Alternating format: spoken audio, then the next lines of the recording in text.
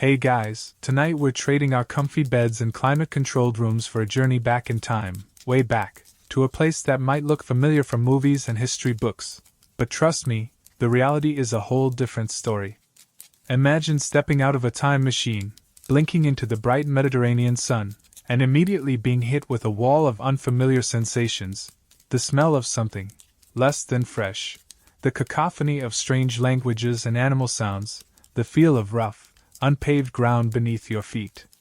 This isn't the marble white, perfectly lit ancient Greece you might picture. This is the real deal, gritty and demanding. You probably wouldn't survive a single day here without some serious adjustments, or maybe just a quick trip back to the future.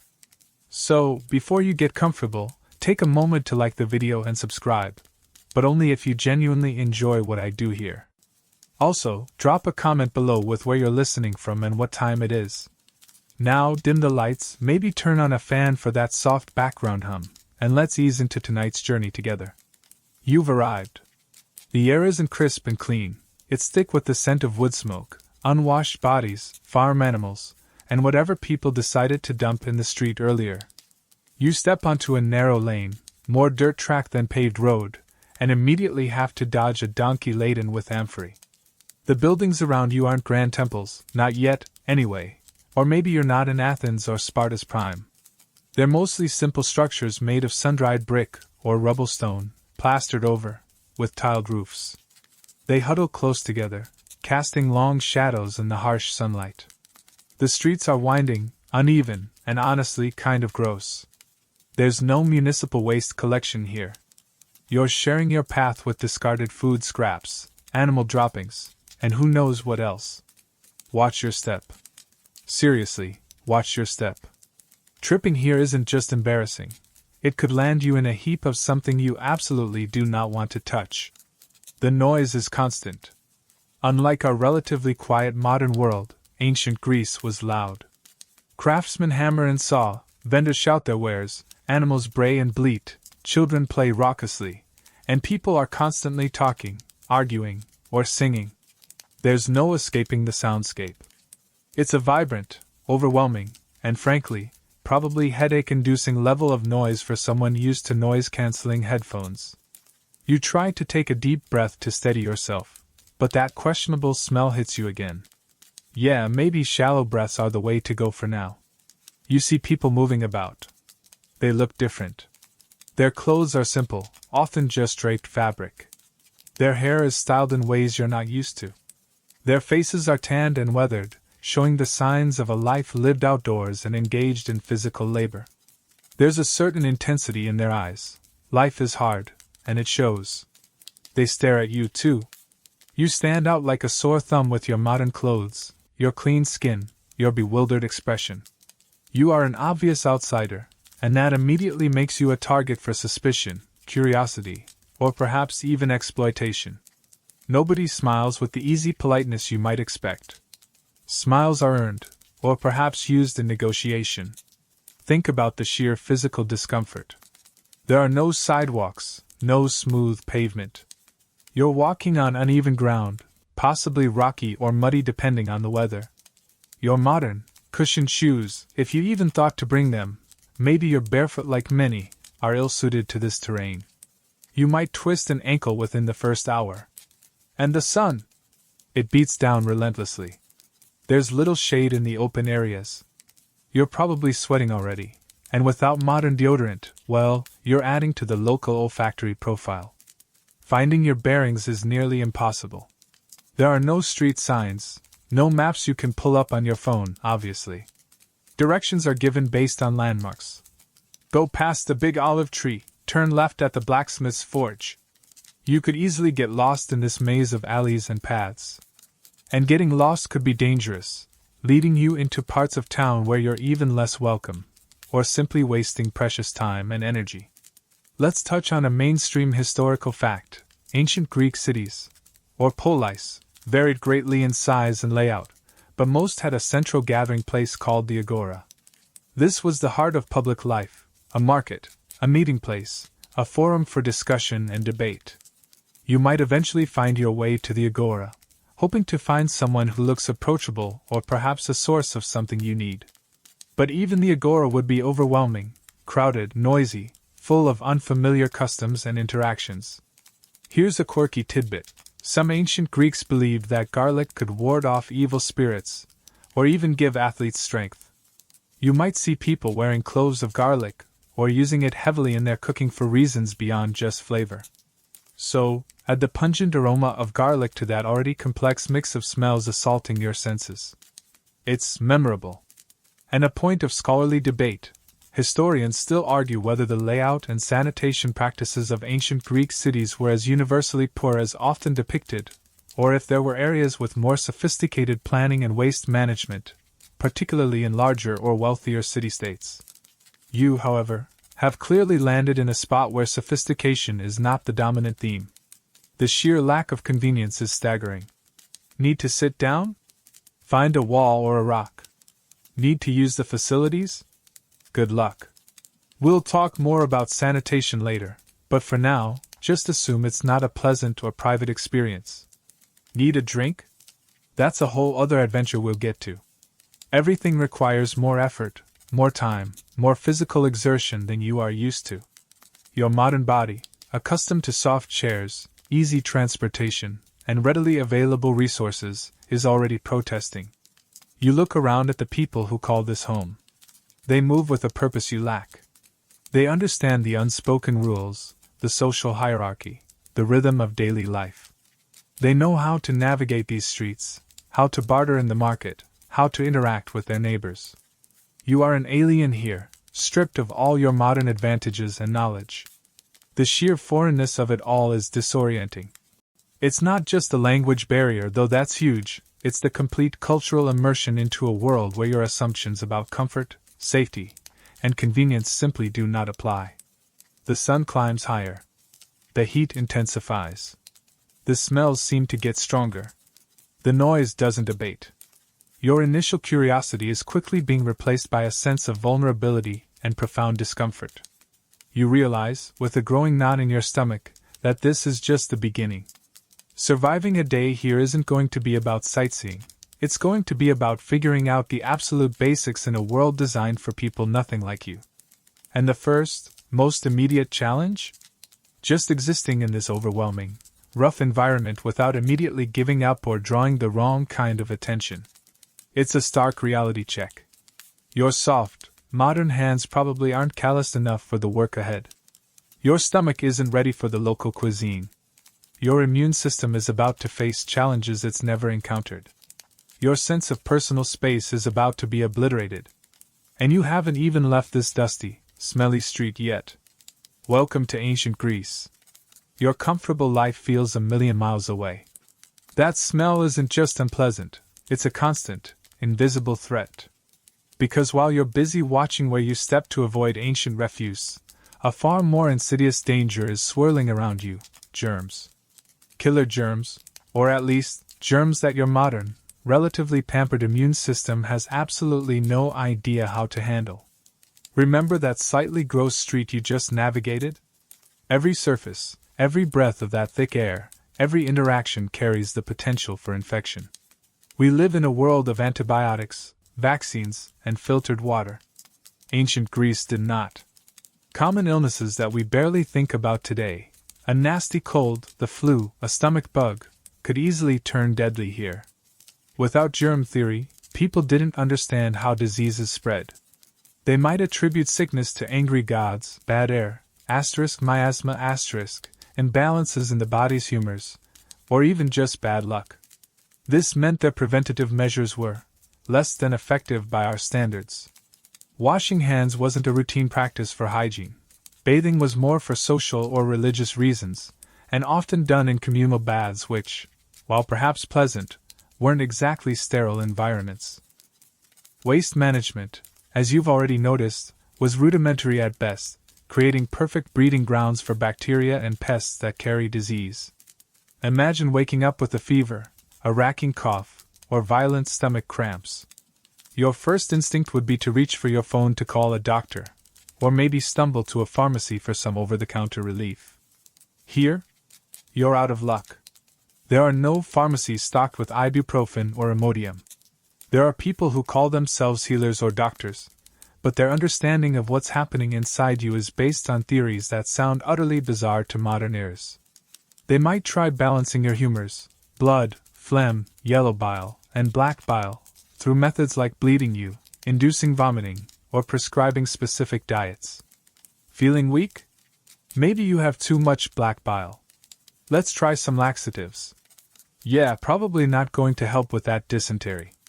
Medical knowledge did exist, of course. This was the era that would eventually produce Hippocrates, often called the father of Western medicine. A mainstream historical fact is that Hippocrates and his followers developed the Hippocratic Oath and emphasized observation and empirical study, trying to find natural causes for diseases rather than purely supernatural ones. This was revolutionary for its time, but it was still a world away from understanding pathogens. They were working with the tools and knowledge available, which meant herbal remedies, poultices, and maybe some basic surgical procedures for external injuries like broken bones or wounds. Anything internal, anything caused by unseen microbes? Mostly guesswork and prayer. Let's talk about the options if you get sick. You could try finding one of these early doctors. They weren't regulated like modern physicians, so quality varied wildly. Some were skilled observers, others were little more than charlatans. Their treatments could be painful, ineffective, or even harmful. Or you might turn to the divine. A quirky tidbit: many ancient Greeks, when ill, would visit a temple dedicated to Asclepius, the god of healing. They would sleep in a sacred building called an abaton, hoping that Asclepius or one of his sacred snakes would appear to them in a dream and offer a cure or perform a healing miracle. This practice, known as incubation, was a major part of healthcare for many. So, instead of a doctor's sterile office, you might find yourself sleeping on a temple floor, hoping for a divine visitation, possibly sharing the space with other sick people and temple animals. Talk about exposure risk. Even if you don't get a major, life-threatening disease, persistent low-level infections would be common. Think chronic gut issues from contaminated food and water, more on that later, skin infections from cuts that don't heal properly, or respiratory problems from smoky homes and poor air quality. Your body would be under constant siege from microscopic invaders it's never encountered.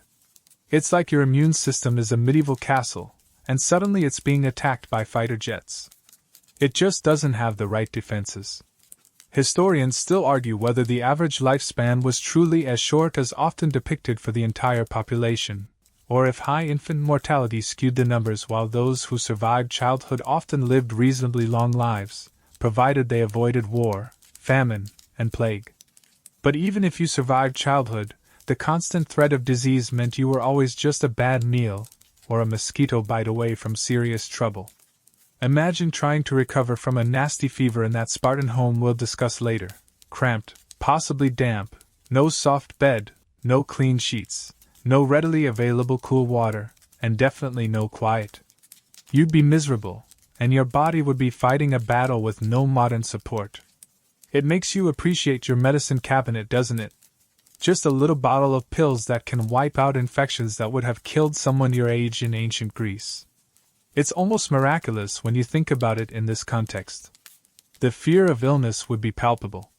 You'd see people suffering, dying, and there would be little anyone could do beyond offer comfort, pray, or try those unreliable remedies. A simple cut could lead to a fatal infection. A persistent cough could be the start of tuberculosis. That stomach ache could be a death sentence.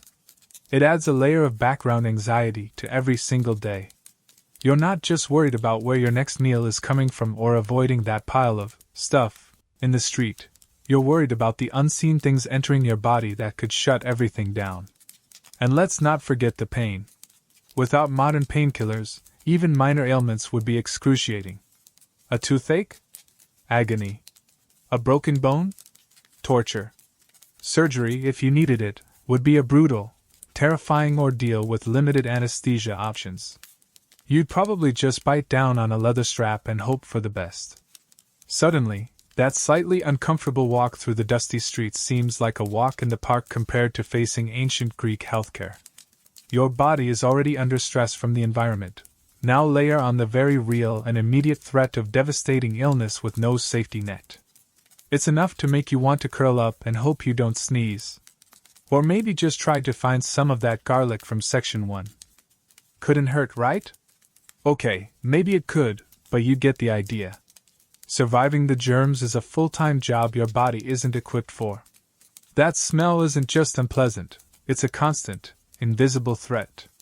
Because while you're busy watching where you step to avoid ancient refuse, a far more insidious danger is swirling around you: germs. Killer germs, or at least, germs that your modern, relatively pampered immune system has absolutely no idea how to handle. Remember that slightly gross street you just navigated? Every surface, every breath of that thick air, every interaction carries the potential for infection. We live in a world of antibiotics, vaccines, and filtered water. Ancient Greece did not. Common illnesses that we barely think about today, a nasty cold, the flu, a stomach bug, could easily turn deadly here. Without germ theory, people didn't understand how diseases spread. They might attribute sickness to angry gods, bad air, miasma, imbalances in the body's humors, or even just bad luck. This meant their preventative measures were less than effective by our standards. Washing hands wasn't a routine practice for hygiene. Bathing was more for social or religious reasons, and often done in communal baths which, while perhaps pleasant, weren't exactly sterile environments. Waste management, as you've already noticed, was rudimentary at best, creating perfect breeding grounds for bacteria and pests that carry disease. Imagine waking up with a fever, a racking cough, or violent stomach cramps. Your first instinct would be to reach for your phone to call a doctor, or maybe stumble to a pharmacy for some over-the-counter relief. Here, you're out of luck. There are no pharmacies stocked with ibuprofen or Imodium. There are people who call themselves healers or doctors, but their understanding of what's happening inside you is based on theories that sound utterly bizarre to modern ears. They might try balancing your humors, blood, phlegm, yellow bile, and black bile, through methods like bleeding you, inducing vomiting, or prescribing specific diets. Feeling weak? Maybe you have too much black bile. Let's try some laxatives. Yeah, probably not going to help with that dysentery. Medical knowledge did exist, of course. This was the era that would eventually produce Hippocrates, often called the father of Western medicine. A mainstream historical fact is that Hippocrates and his followers developed the Hippocratic Oath and emphasized observation and empirical study, trying to find natural causes for diseases rather than purely supernatural ones. This was revolutionary for its time, but it was still a world away from understanding pathogens. They were working with the tools and knowledge available, which meant herbal remedies, poultices, and maybe some basic surgical procedures for external injuries like broken bones or wounds. Anything internal, anything caused by unseen microbes? Mostly guesswork and prayer. Let's talk about the options if you get sick. You could try finding one of these early doctors. They weren't regulated like modern physicians, so quality varied wildly. Some were skilled observers, others were little more than charlatans. Their treatments could be painful, ineffective, or even harmful. Or you might turn to the divine. A quirky tidbit: many ancient Greeks, when ill, would visit a temple dedicated to Asclepius, the god of healing. They would sleep in a sacred building called an abaton, hoping that Asclepius or one of his sacred snakes would appear to them in a dream and offer a cure or perform a healing miracle.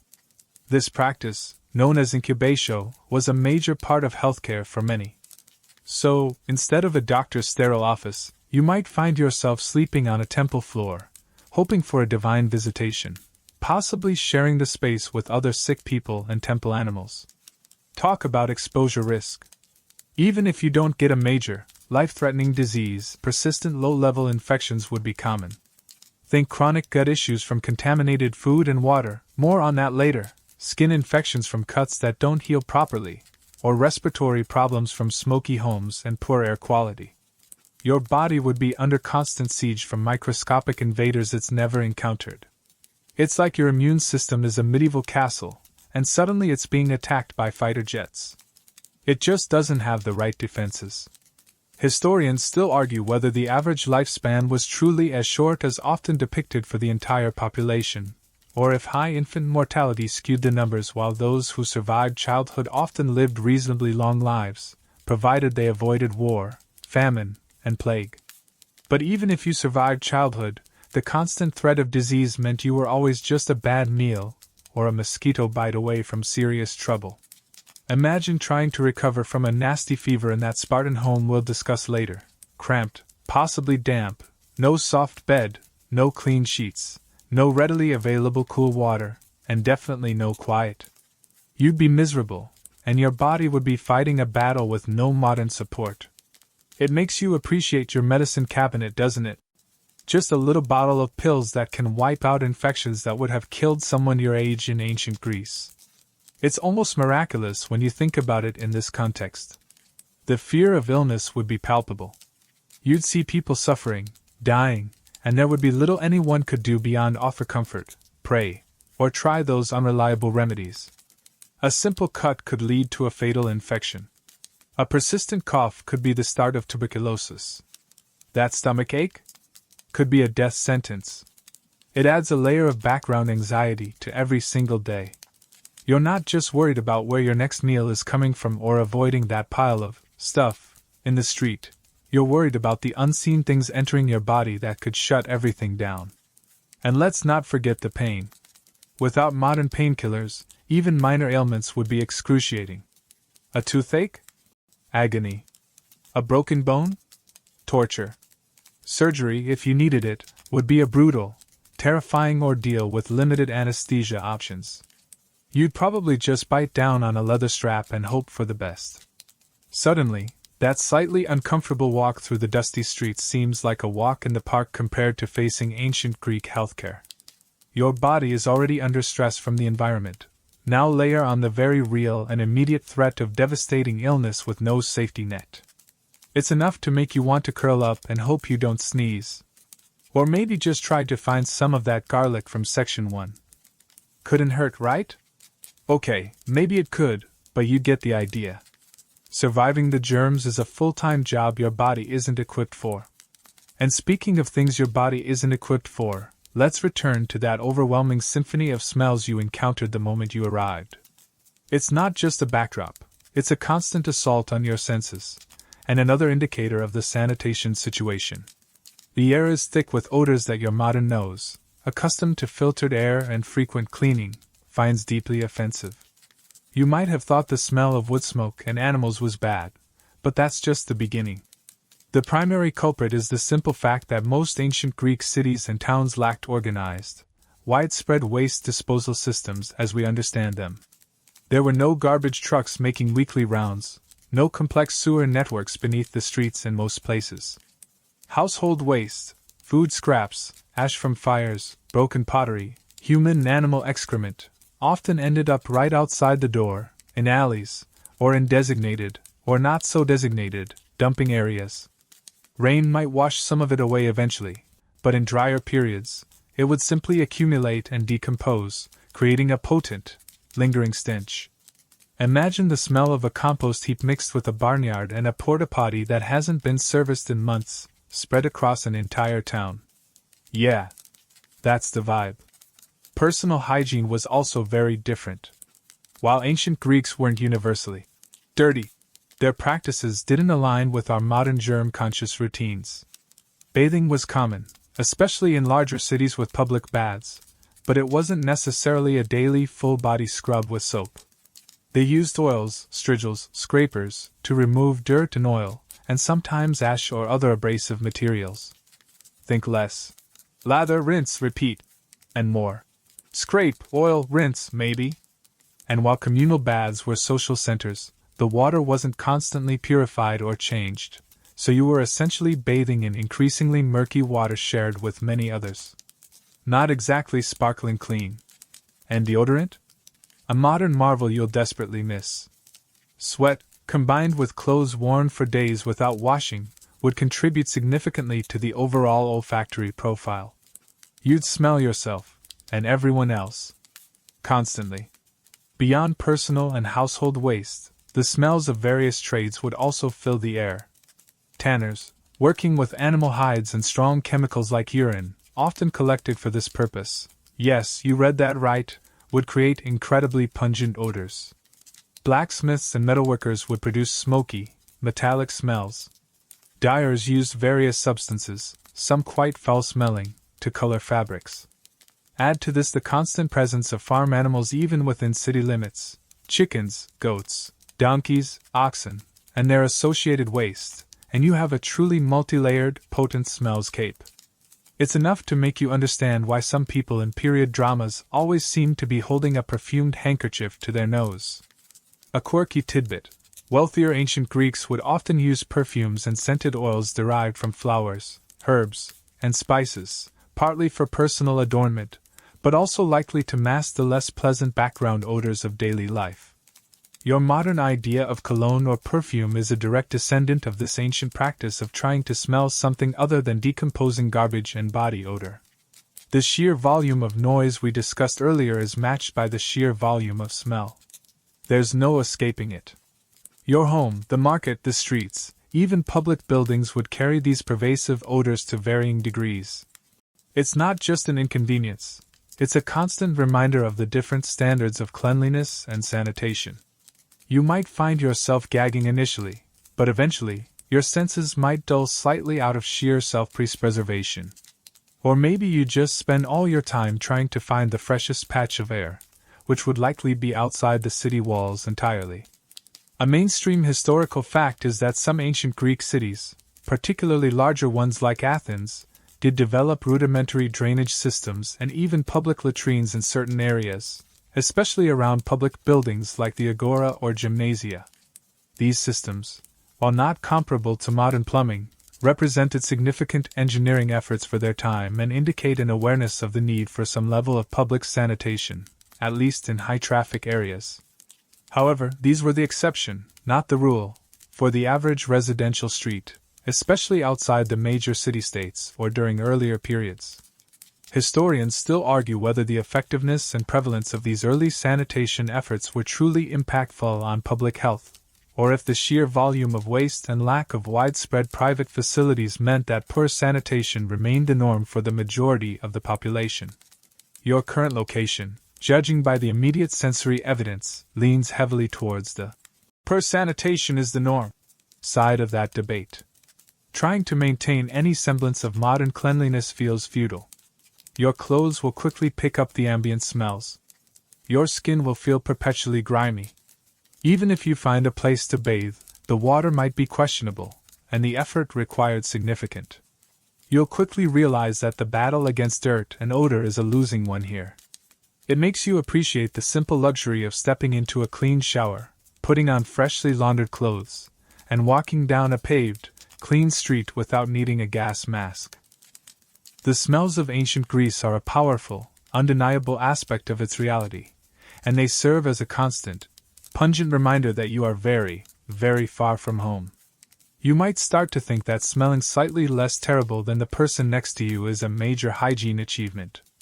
Okay, so you've navigated the smelly, germ-infested streets, your nose is protesting, and frankly, you're probably feeling a little queasy already. But eventually your stomach is going to rumble, demanding sustenance. And this, my friend, is where another layer of ancient Greek reality hits you. What's for dinner? Well, it's likely going to be different. Your modern palate, used to global cuisines, processed foods, and stringent health codes, is in for a shock. The staple diet for most ancient Greeks, particularly the poor and even middle classes, revolved around what historians call the Mediterranean triad: grain, primarily barley, sometimes wheat, olives, for oil and eating, and grapes, for wine, raisins, and fresh eating. You'd also find legumes like lentils and beans, vegetables like onions, garlic, remember that from section 1, cabbage, and greens, and fruits like figs, pomegranates, and apples when in season. Fish was common, especially near the coast, but meat was a luxury, usually reserved for religious sacrifices and feasts rather than daily consumption. Think less, steak dinner, and more. Barley porridge with some olives. Preparation was simple. Grains were often ground into flour to make bread or, more commonly, a thick barley porridge called maza. Vegetables were boiled or eaten raw. Fish was grilled or salted. Olive oil was used for cooking, flavoring, and even hygiene. Remember the scraping instead of soap? Meals were typically eaten sitting on the floor or low benches, often using your hands or simple spoons. There were no forks. They're a much later invention. The taste? Likely bland and monotonous by your standards. Salt was a primary seasoning, along with herbs like oregano, thyme, and mint. Sauces existed, but they might involve things like fermented fish paste, *garum*, which had a strong, pungent flavor you might find challenging to acquire a taste for.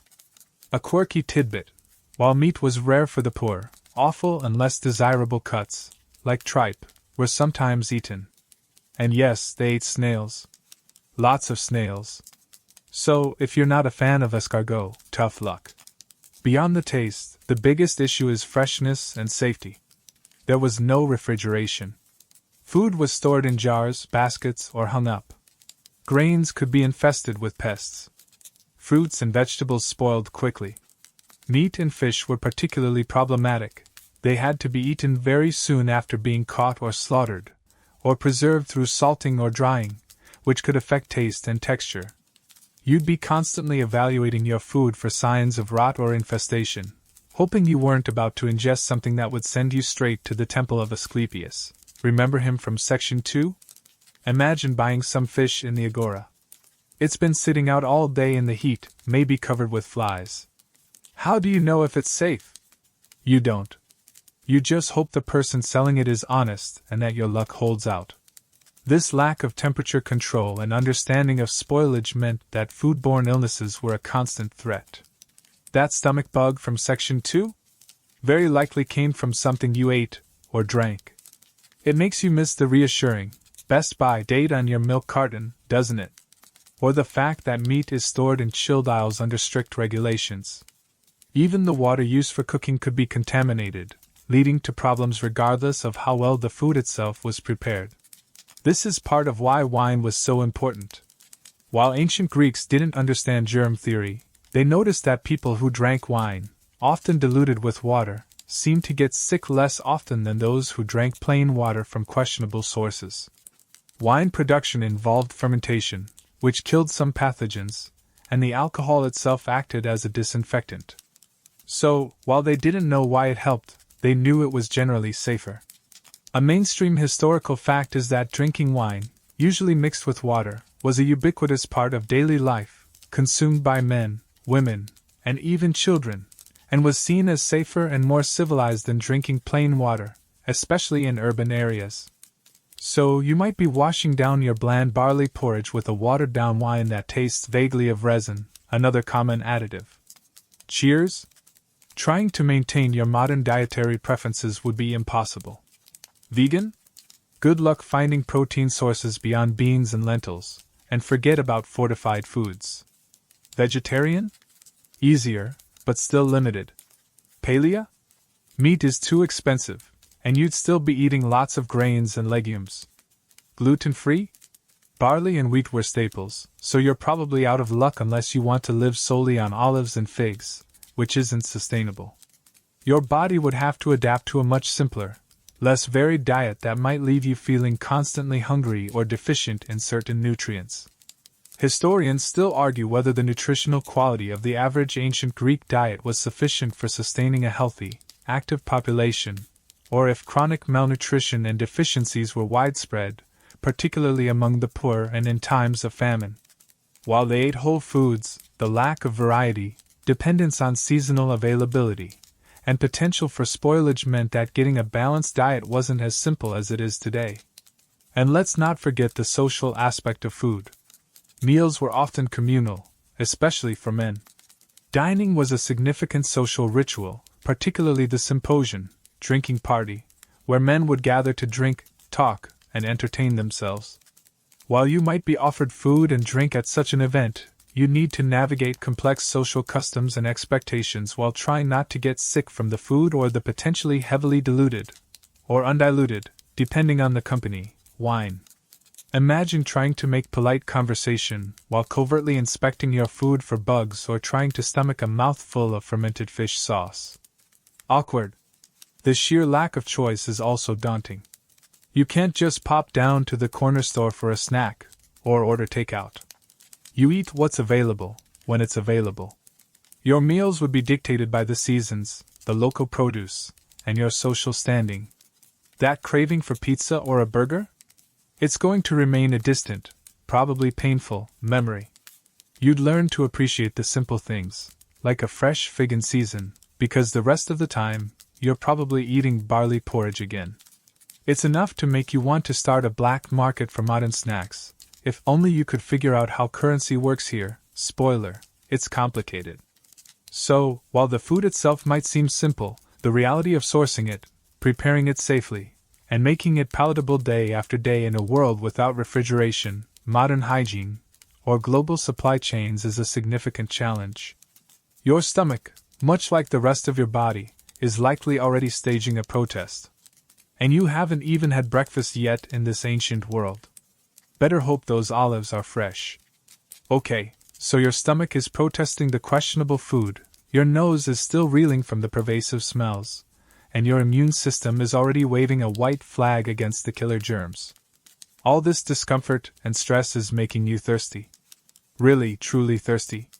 You're craving a tall glass of ice-cold, filtered water straight from the tap. Guess what? That's not happening. Finding safe drinking water in ancient Greece is less about convenience, and more about playing a daily game of Russian roulette with your digestive system. Access to clean water was a major challenge for ancient populations everywhere, and Greece was no exception. Rivers and streams could be easily contaminated by upstream activities, farming, animal waste, or even just people using them as convenient dumping grounds. Wells could become polluted. Rainwater collected in cisterns was a common source, but storage wasn't always clean, and standing water could breed mosquitoes, adding another layer of annoyance and potential disease transmission. Remember those germs? In larger cities, efforts were made to bring in water from cleaner, more distant sources, but this was a massive undertaking. A mainstream historical fact is that ancient Greeks, particularly in wealthier or more organized polis, were skilled engineers and constructed impressive aqueducts and fountain houses to channel water from springs or rivers into urban centers. The Pisistraton Aqueduct in Athens, built in the 6th century BC, is an early example, bringing water from Mount Hymettus.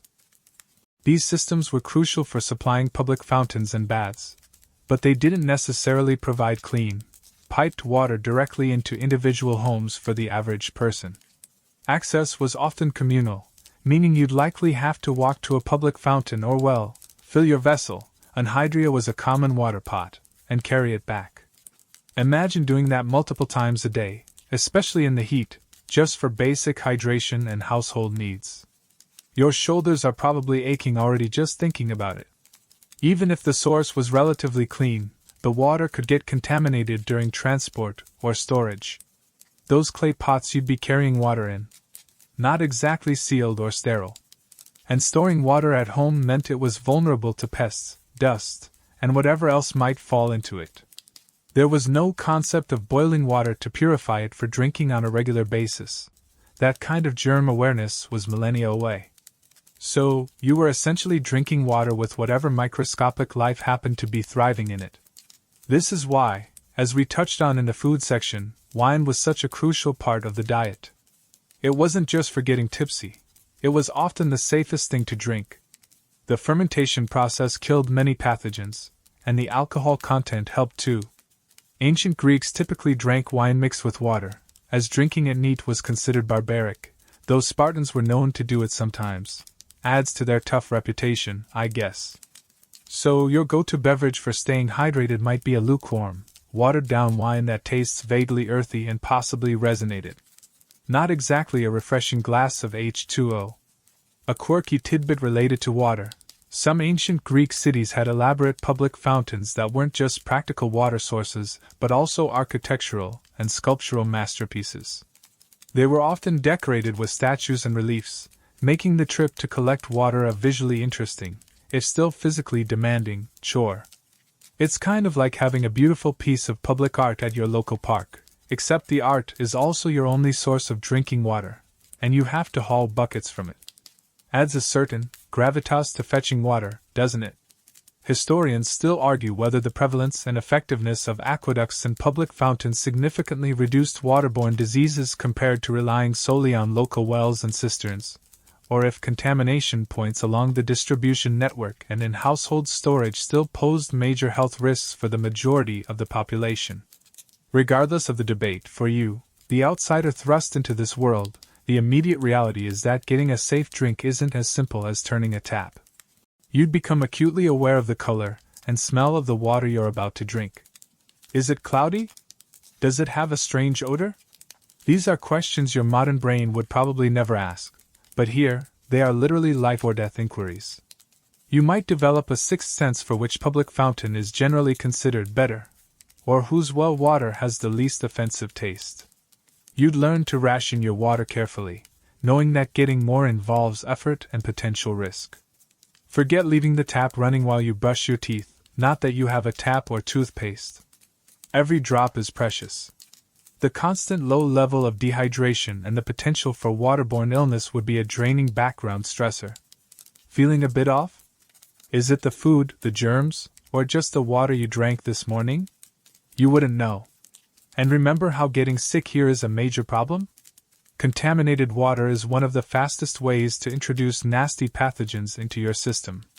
Dysentery, typhoid, cholera, these were very real threats linked directly to water quality. Your modern stomach, used to heavily treated and filtered water, would likely stage a full-blown rebellion within hours of drinking from an ancient source. You'd probably spend a significant portion of your time here just trying not to get sick from the very thing you need to survive. It makes you look at your kitchen faucet with newfound respect, doesn't it? It's basically a portal to magic health juice compared to this. Even something as simple as washing your hands, if you even bother, given the lack of soap and clean water, becomes a risky endeavor. You're using water that could itself be contaminated. It's a vicious cycle of potential exposure. The sheer effort and risk involved in obtaining the most basic necessity like water highlights just how fundamentally different life was. You can't just buy a bottle of water at the nearest convenience store. You have to work for it, and even then, there's no guarantee it won't make you violently ill. Thirst here isn't just a physical sensation, it's a reminder of your vulnerability in a world that offers none of your accustomed safety nets. Better get used to the taste of watered-down wine, because that might be your safest bet for staying hydrated.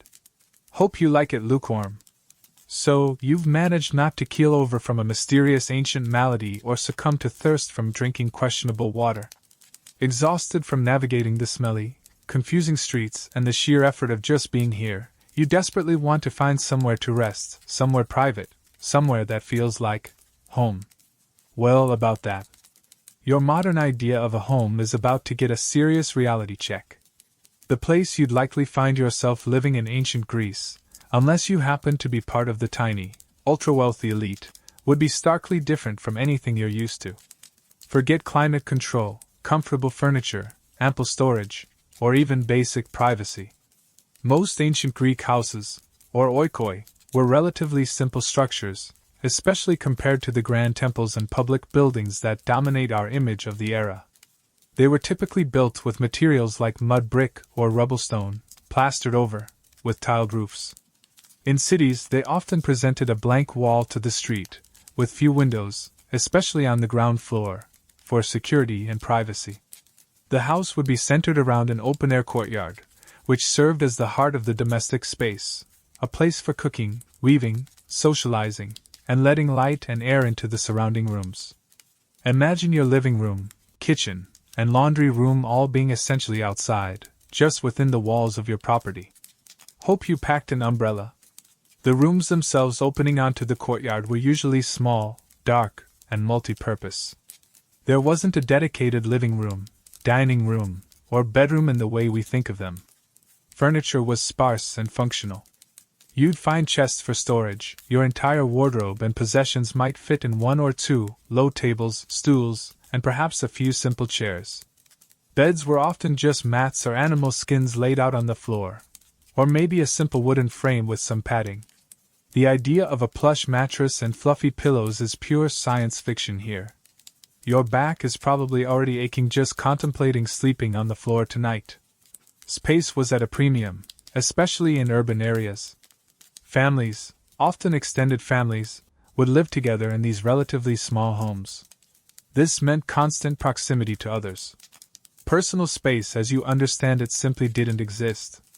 Imagine sharing a cramped house with your entire family, possibly several generations, and maybe even some enslaved people, all living and working in close quarters.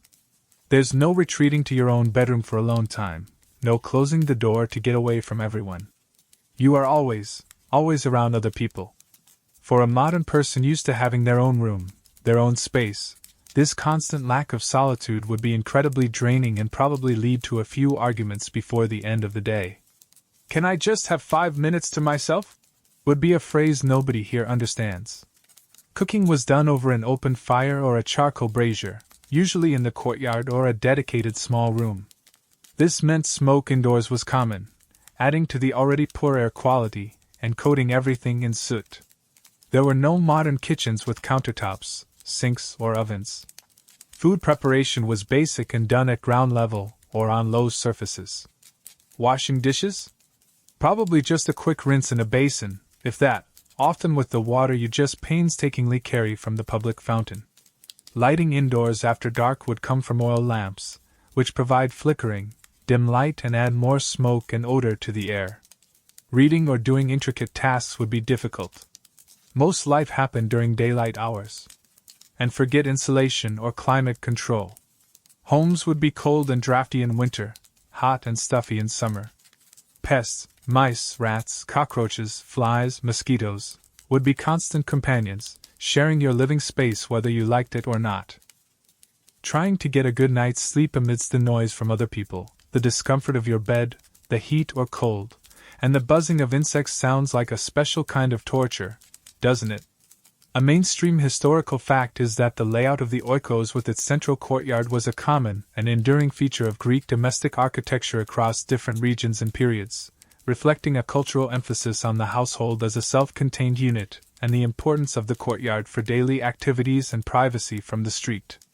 This design provided a degree of security and allowed women, who spent most of their time within the home, to have a private outdoor space.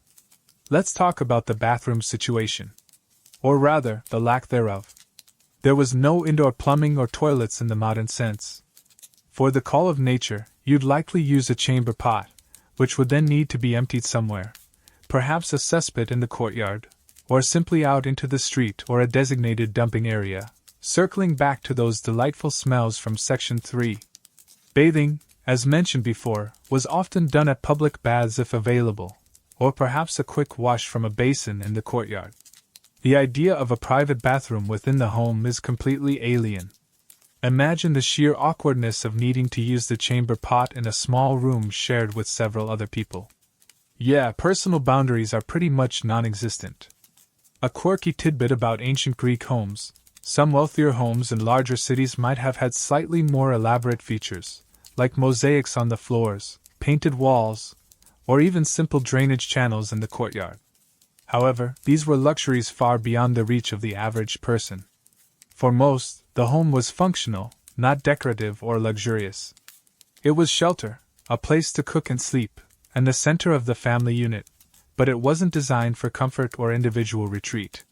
Historians still argue whether the average size and quality of housing significantly improved over the classical period, or if the basic structure and limited amenities remained largely consistent for the majority of the population, with only the truly rich enjoying significantly better living conditions. Regardless, your likely dwelling wouldn't feature a walk-in closet or a spa-like bathroom, that's for sure. Trying to keep this place clean by modern standards would be impossible. Dust and dirt would constantly blow in from the courtyard and through the open doorways. Smoke would accumulate. Pests would be everywhere.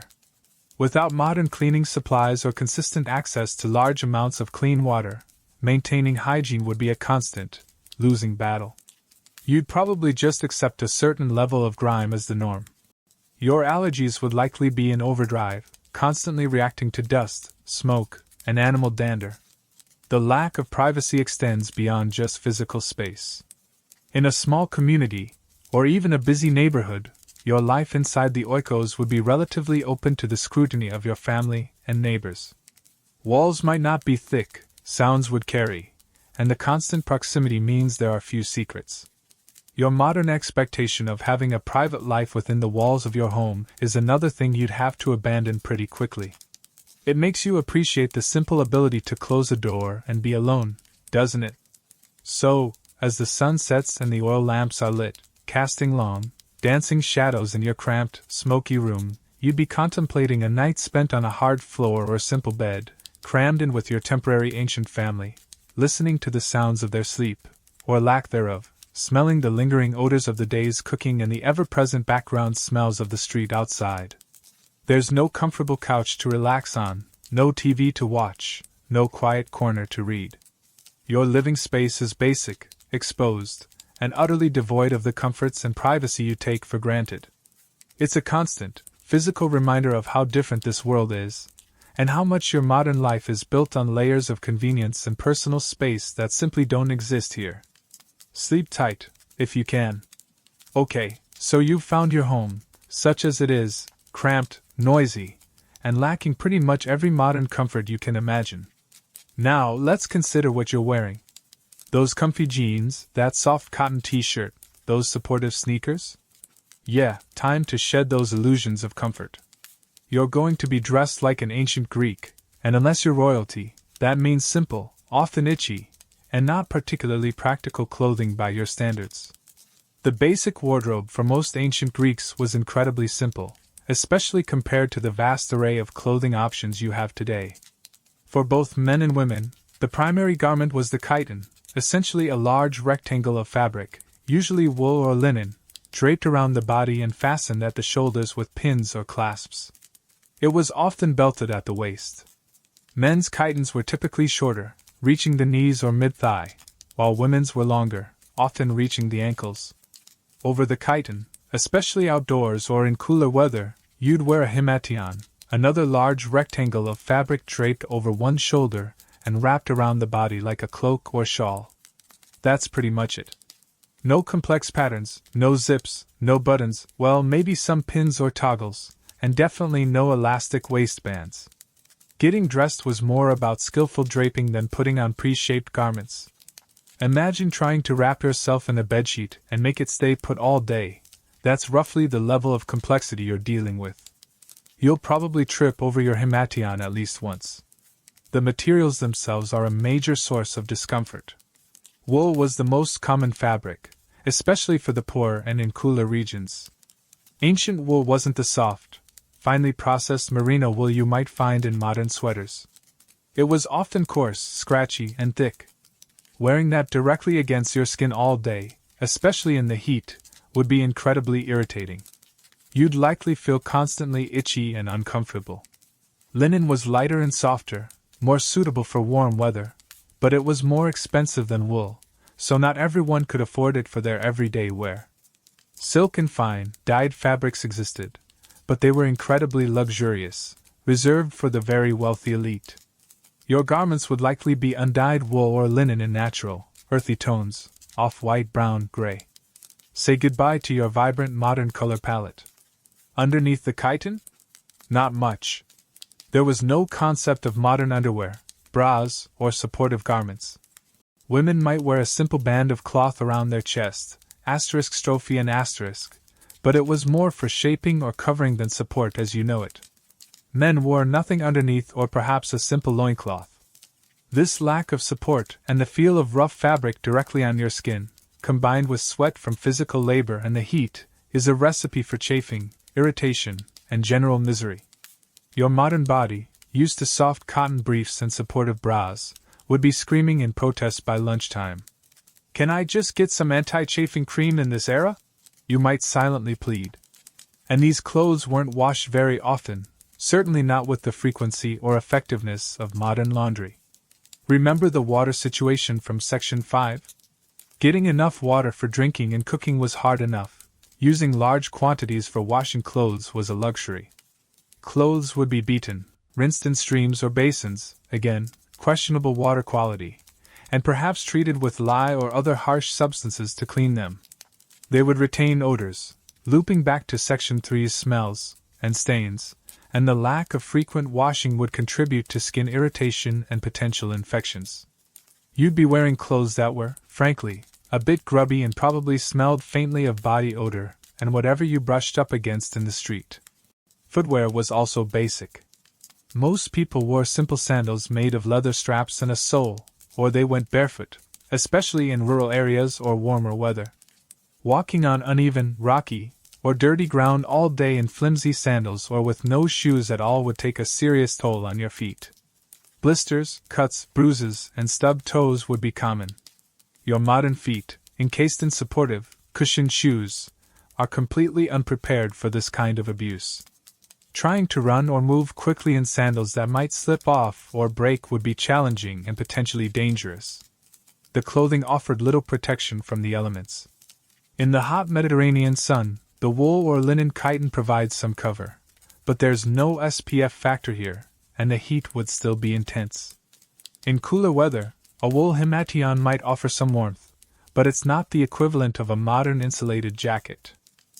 Rain would soak through quickly, leaving you cold and miserable in damp, heavy fabric. There's also no protection from physical hazards. Tripping and falling could result in scrapes and cuts directly on your skin, as the fabric is thin and loose. Working with tools or around animals offers no padded protection. Your clothes are about covering your body, not necessarily protecting it or keeping you comfortable in varying conditions.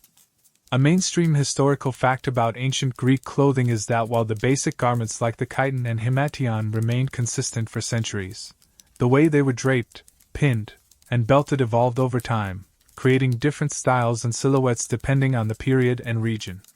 For example, the Ionian chiton, often made of linen, was fuller and fastened along the arm with multiple pins, while the Dorian chiton, often wool, was simpler and fastened only at the shoulders. A quirky tidbit: while everyday clothing was simple, ancient Greeks loved using decorative pins and brooches, *fideli*, to fasten their garments. These could range from simple bronze pins for the poor to elaborate gold or silver ones for the wealthy, often decorated with intricate designs or gemstones. So, while your clothes might be plain, you might see some surprisingly fancy safety pins holding them together. It's like the ancient version of accessorizing, but with functional hardware. Historians still argue whether the simplicity of ancient Greek clothing was primarily a result of practical considerations like climate and available technology. Draping is easier than tailoring, or if it also reflected deeper cultural values, such as an emphasis on the body's form beneath the fabric, or a rejection of perceived, Eastern, extravagance in dress. Was it purely functional, or was there a philosophical statement embedded in the simplicity? You, scratching at your itchy wool tunic, probably don't care about the philosophical implications. You just want something that doesn't make you feel like you're wrapped in a Brillo pad. Trying to feel put together or presentable in these clothes would be a struggle. They wrinkle easily, they get dirty quickly, and they don't hold their shape like tailored modern garments. You'd probably feel perpetually disheveled and uncomfortable. Your modern sense of style, of expressing yourself through clothing, would be completely stifled. You'd be wearing essentially the same thing as everyone else, with minor variations based on fabric quality and how you drape it. It makes you appreciate the sheer variety and comfort of your modern wardrobe, doesn't it? Even just a soft pair of socks feels like an unimaginable luxury in this context. So, as you adjust the heavy wool fabric on your shoulders, trying to stop it from itching, and feel the rough ground through your thin sandals, you realize that even something as fundamental as getting dressed is a step down in comfort and practicality compared to your modern life. Your clothes are a constant reminder of the lack of technology, the different standards of hygiene, and the sheer physical demands of this ancient world. You're literally wearing the hardship. Better hope you don't get caught in the rain. So you're standing there, itching in your rough wool tunic, feeling completely out of place, and just trying to get your bearings in this loud, smelly, uncomfortable world. You look around at the people again, noticing how they interact. Some seem to command respect, others defer, some are simply ignored or pushed aside. This isn't just random jostling, it's a constant, visible performance of the ancient Greek social structure, and it's about to hit you square in the face.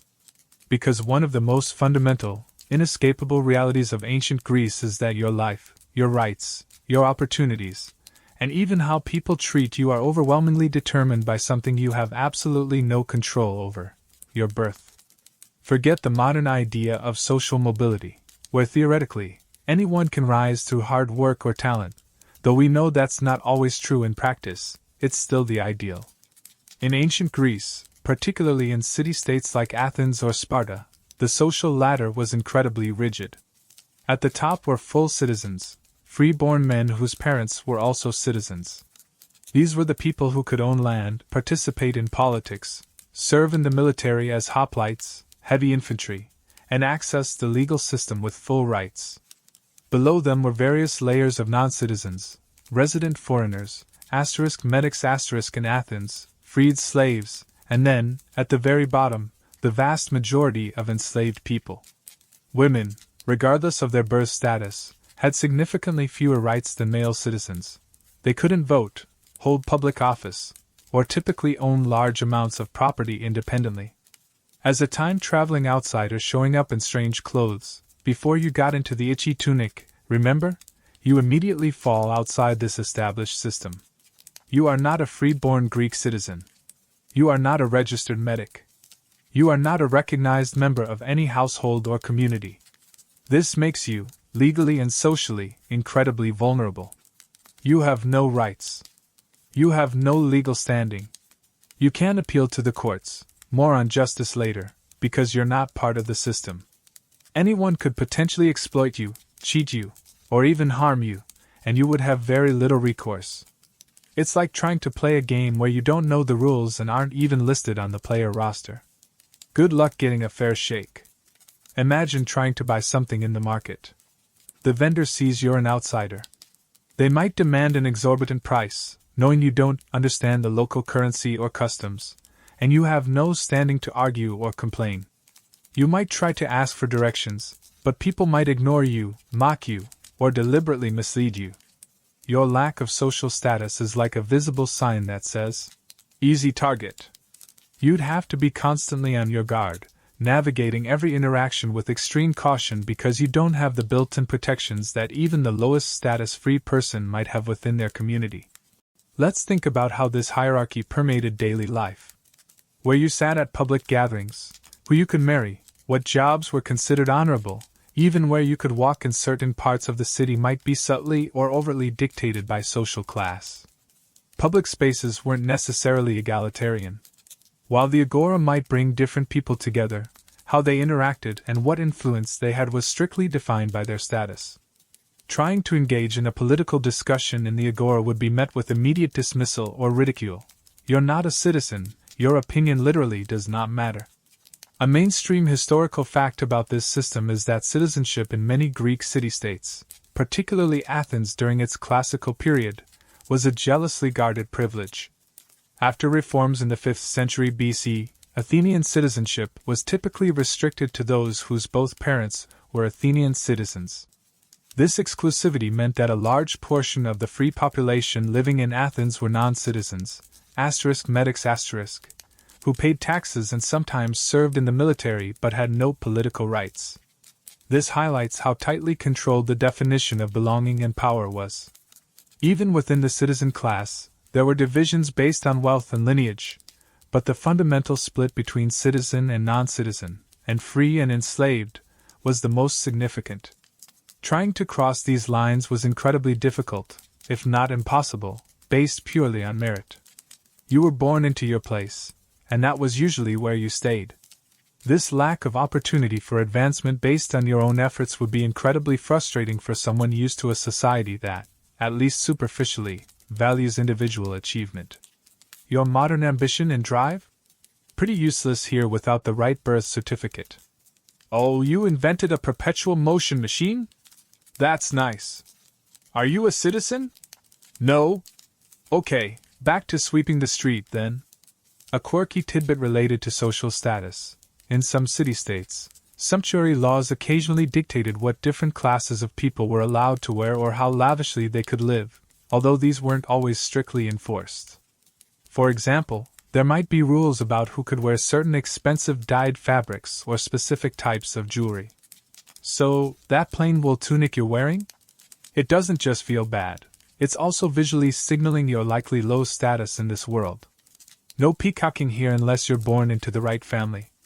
Historians still argue whether the social mobility within certain non-citizen classes, such as wealthy medics in Athens who could achieve considerable economic influence, suggests that the rigidity of the social ladder was sometimes less absolute in practice than the legal definitions might imply, or if economic power rarely translated into true political or social equality with citizens.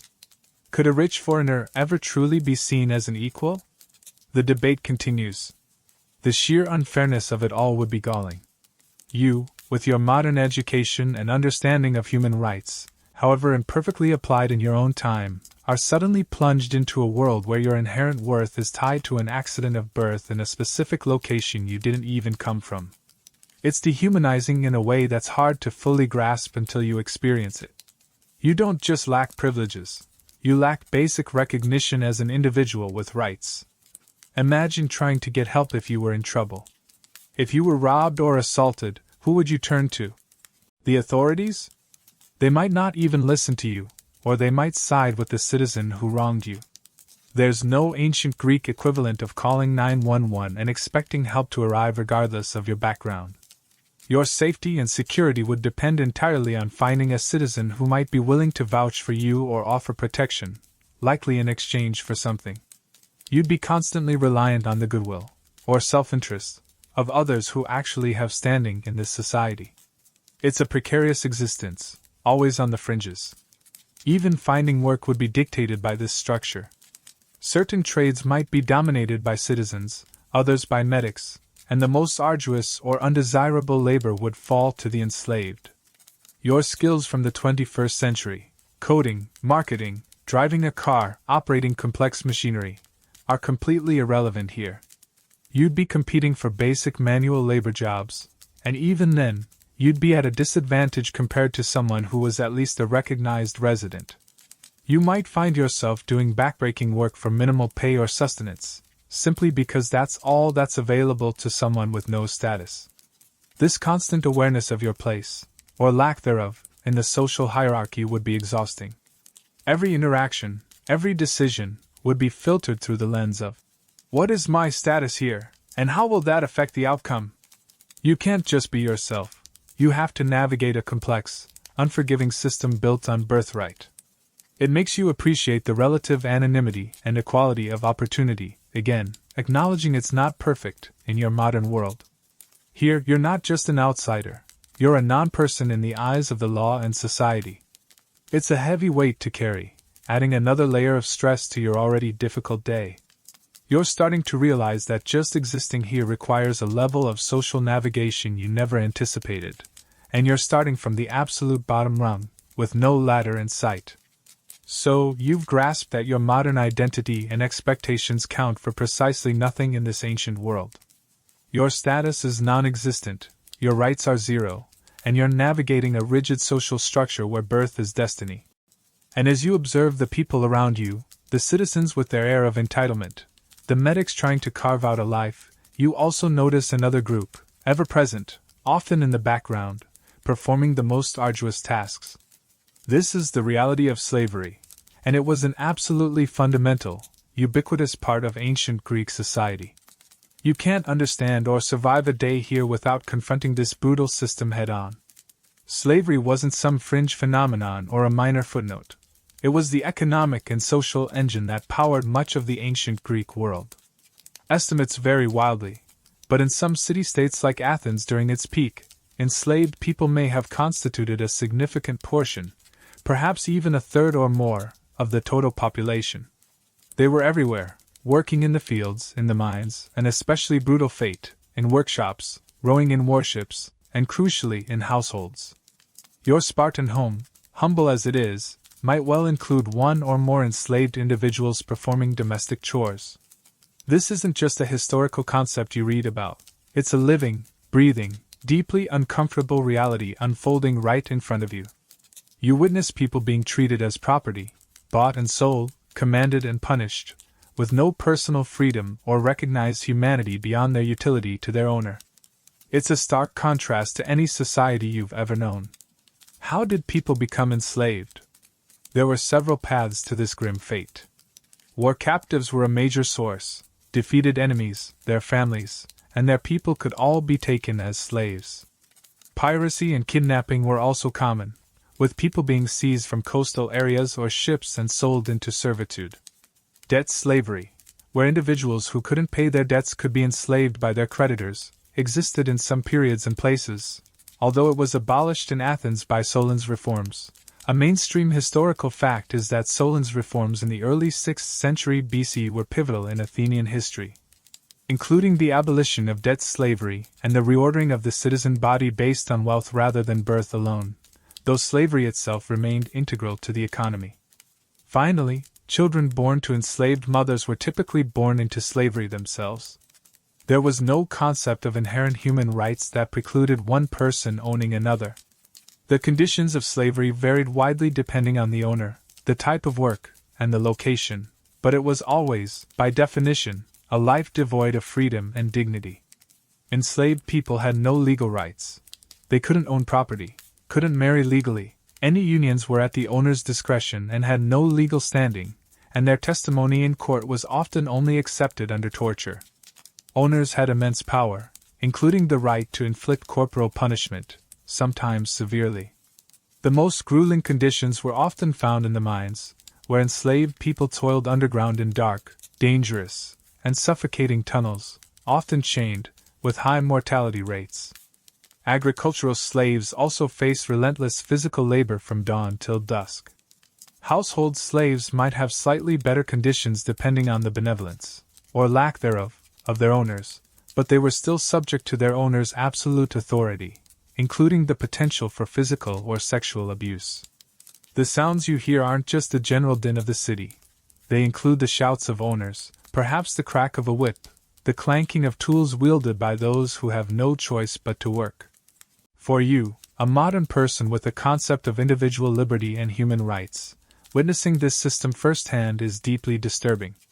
You see people who look like you talk in Greek, presumably, which you're somehow managing to understand. Maybe it's a time travel thing, like you, but who are treated as property. The casual cruelty, the indifference of the free population to the suffering of the enslaved, is jarring.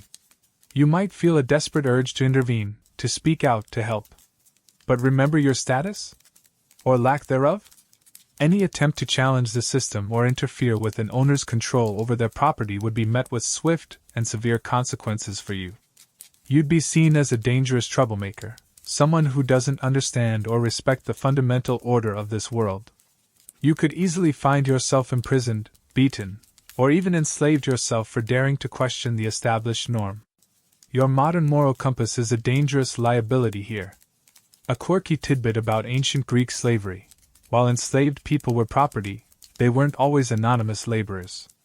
Some skilled enslaved individuals managed workshops, ran businesses for their owners, or served in positions of trust within wealthy households.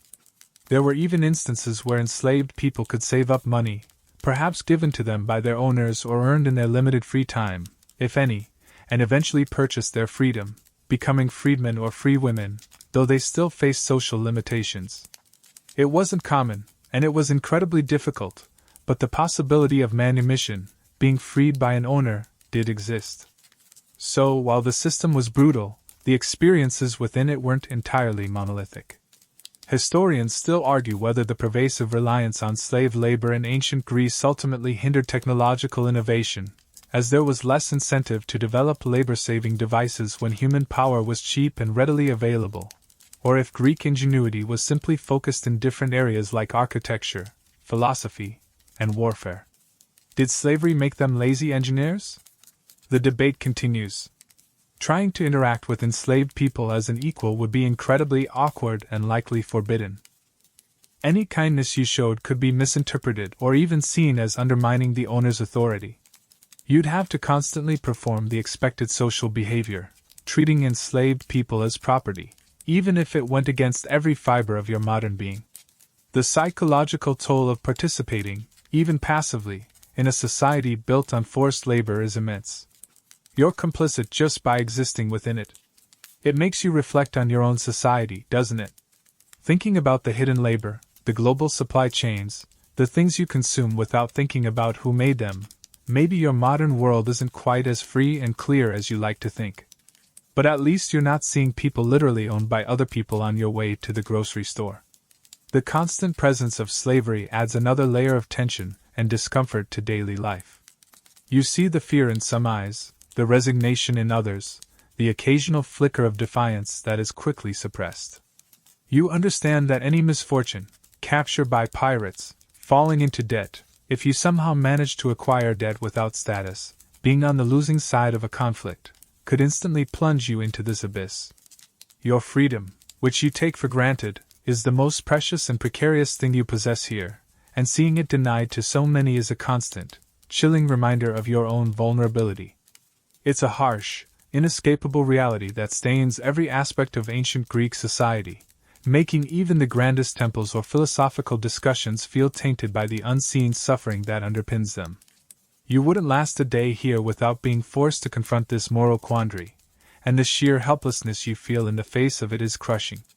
Just another reason why your comfortable modern life feels impossibly distant.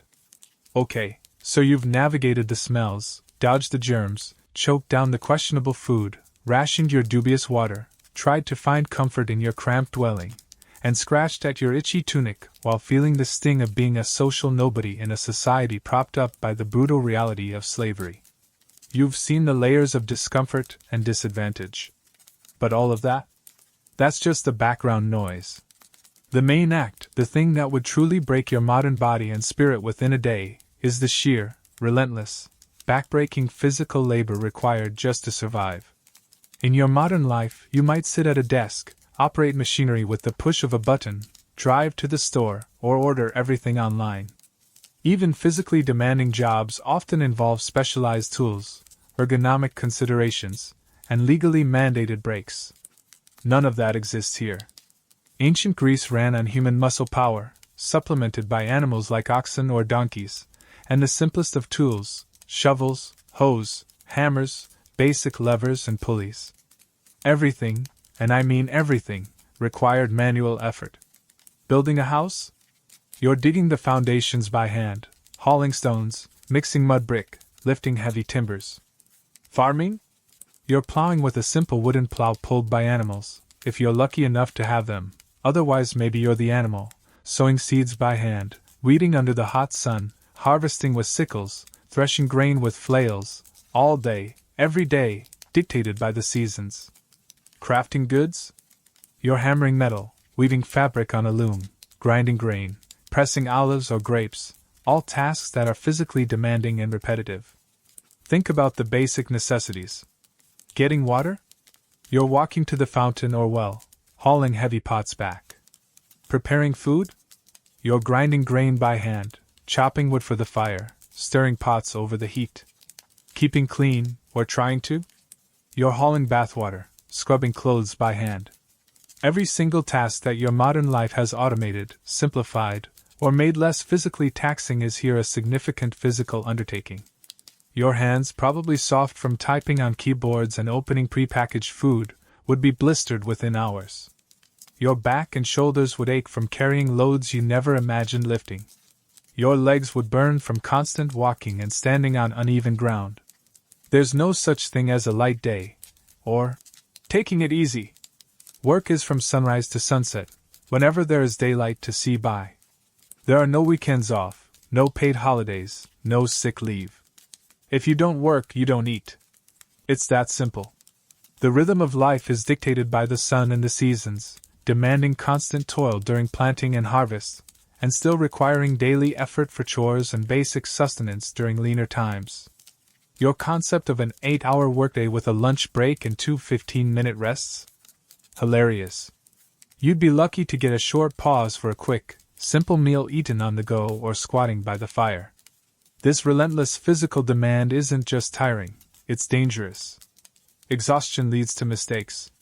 Mistakes with sharp tools or heavy loads can lead to serious injuries, a deep cut, a broken bone, a crushed limb. And remember Section 2 about the killer germs and lack of modern medicine? A simple work-related injury could easily become infected and turn fatal. There's no workers' compensation, no safety regulations, no emergency room waiting to stitch you up and give you painkillers. You get hurt, you try to tough it out, rely on unreliable remedies, or you're simply out of commission, unable to provide for yourself, which is a terrifying prospect when survival depends on your labor. Even if you manage to find work in a less physically brutal role, like a scribe, if you were literate, which is unlikely for a random time traveler without status, or a shopkeeper, daily life still involved significant physical effort compared to today. You'd still be walking everywhere, carrying goods, standing for long hours, and performing manual tasks related to the trade. There's no escaping the fundamental physicality of this world. Your modern body, accustomed to comfort and convenience, would be in a state of perpetual shock and exhaustion. You'd probably fall into bed, or onto your mat, each night utterly depleted, only to face the same grueling routine the next day. "Is it bedtime yet?" would be your constant internal monologue, probably starting around 9 a.m. A mainstream historical fact is that the vast majority of the ancient Greek population, free and enslaved, were engaged in agricultural labor. Farming was the bedrock of the economy, and it required immense physical effort from everyone involved, from preparing the soil to harvesting and processing the crops. While city life existed, even urban dwellers were often closely tied to the land or engaged in trades that supported agriculture or resource extraction, all of which were heavily reliant on manual labor. A quirky tidbit about ancient Greek labor: while we often picture farmers or builders, there were also specialized laborers for seemingly simple tasks. For instance, water carriers, known as hydriophoroi, were often enslaved women whose job was solely to fetch water from public fountains and carry it back to households. Imagine that being your job description, just carrying water, hour after hour, up and down uneven streets. Makes your gym workout feel pretty insignificant, doesn't it? Historians still argue whether the free labor force in ancient Greece experienced significant periods of idleness or leisure, particularly outside the peak agricultural seasons, or if economic necessity and the demands of daily life meant that most people were engaged in some form of productive activity or necessary chores almost constantly. Was there downtime, or was it just different kinds of work? Trying to maintain any kind of physical fitness routine you're used to would be impossible. Your daily life is the workout, and it's an involuntary, brutal one. You wouldn't be lifting weights for aesthetics. You'd be lifting rocks for survival. You wouldn't be running on a treadmill. You'd be running errands across town or trying to escape danger. Your body would change, hardening with calluses and muscle, but also likely becoming worn down, prone to injury, and prematurely aged by the constant strain. You look and feel like someone who has spent their entire life performing hard manual labor, because that's exactly what you'd be doing. The mental toll of this constant toil is also significant. There's little room for leisure, for pursuing hobbies, for intellectual stimulation unless you are born into the tiny elite. Your mind would be focused on the immediate, physical task at hand: how to lift that load without hurting yourself, how to get the field plowed before the rain, how to finish this weaving by nightfall. Your dreams of philosophical debates or attending plays would quickly fade in the face of aching muscles and sheer exhaustion. Your world shrinks to the scope of your immediate physical needs and the demands placed upon you. It makes you appreciate the relative ease of your modern life, doesn't it? The ability to buy food that someone else grew and harvested, to live in a house someone else built with power tools, to wear clothes someone else wove with automated machinery, and to spend your day using your brain more than your brawn. Here, your survival is directly tied to your physical capacity for grueling, repetitive work, with no safety net and no end in sight until the sun goes down. And even then, there are chores to do by flickering lamplight. It's a level of physical demand that your modern body is simply not built for, and it would wear you down faster than almost anything else. You're not just visiting, you're expected to pull your weight, and that weight is heavy. So, you've been working your fingers to the bone, hauling water, grinding grain, trying to keep up with the relentless physical demands of ancient Greek life. Your body aches in places you didn't know existed. But physical exhaustion isn't the only thing that would wear you down. There's another constant, underlying threat that your modern mind is completely unprepared for: the legal system. Or rather, the distinct lack of a modern legal system. Forget police officers patrolling the streets, lawyers ready to defend your rights, or courtrooms where evidence is meticulously presented and due process is observed. Justice here is often swift, harsh, and deeply unfair, especially if you're not a citizen, which, remember from Section 8, you absolutely are not. In ancient Greece, there wasn't a dedicated public prosecutor. If you were wrong, say, someone stole your meager possessions, if you even had any worth stealing, or physically assaulted you, maybe after you tripped over that sewage in Section 3, it was primarily your responsibility to bring a case against them. You had to gather evidence yourself, present your case, and argue against the accused. If you were a citizen, you might have the standing to do this, though navigating this system was complex. If you were a non-citizen, like a medic, your ability to seek justice was severely limited, often requiring a citizen sponsor to even bring a case. And if you were an enslaved person, a chilling possibility we discussed in Section 9, you had virtually no legal rights. Any harm against you was considered harm against your owner's property, and only the owner could seek redress, not you. As an unknown outsider with no status, your chances of getting any kind of justice if someone wronged you are pretty much zero. You are legally invisible. And the punishments? They could be brutal. While the death penalty existed, it wasn't the only severe outcome. Exile was common, often a devastating sentence as it meant losing your home, your community ties, and your legal status, forcing you to wander as a stateless person. Fines could be ruinously high, potentially plunging you into debt, or even leading to enslavement. Though less common in Athens after Solon's reforms, it existed elsewhere or in other forms. Corporal punishment, beatings, public humiliation, was also used. There were no prisons as we know them for long-term incarceration based on sentencing. Jails were usually just holding pens for those awaiting trial or punishment. The goal of the legal system wasn't necessarily rehabilitation.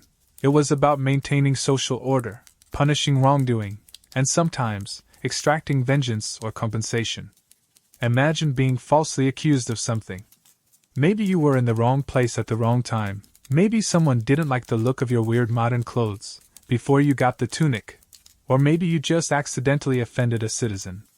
You have no lawyer to speak for you, no right to remain silent, and your testimony might be disregarded entirely because of your lack of status. The burden of proof might feel like it's on you to prove your innocence rather than the accuser to prove your guilt. And the trial itself could be a chaotic, public affair, decided by a large jury of citizens. A mainstream historical fact is that Athenian juries, or dikasteria, could consist of hundreds or even thousands of citizens, selected by lot, who would listen to arguments and vote directly, often without guidance from a judge in the modern sense. Trying to present a coherent defense in ancient Greek, while terrified and facing potentially hundreds of skeptical citizen faces, sounds like a nightmare scenario. There's also the element of self-help, or private justice. Without a strong, centralized police force, disputes between individuals or families could escalate quickly. While there were legal avenues, people might resort to feuds, physical intimidation, or taking matters into their own hands, especially in areas or times where state authority was weaker. Walking down the street, you're not just worried about tripping or getting sick. You're also implicitly aware that you could accidentally step into a private dispute or offend someone whose family has the power to make your life very difficult, with little legal recourse for you. It adds another layer of low-level anxiety to every interaction. A quirky tidbit about the ancient Greek legal system: in some types of Athenian trials, particularly those involving homicide, the accused person could flee into voluntary exile before the verdict was delivered if they thought they were likely to be found guilty. This was a legally recognized way to avoid the death penalty, accepting perpetual banishment instead. So, your options if accused might be risk death, or instantly become a stateless exile. Not exactly appealing choices, are they? Historians still argue whether the large citizen juries in Athens truly ensured democratic justice for all citizens, or if they were susceptible to demagoguery, factionalism, and prejudice, leading to inconsistent or politically motivated verdicts. Was it a system of true popular justice, or mob rule in fancy robes? The debate continues. For you, the non-citizen outsider, the fairness of the citizen jury system is irrelevant because you likely wouldn't have full access to it anyway. Think about the psychological toll.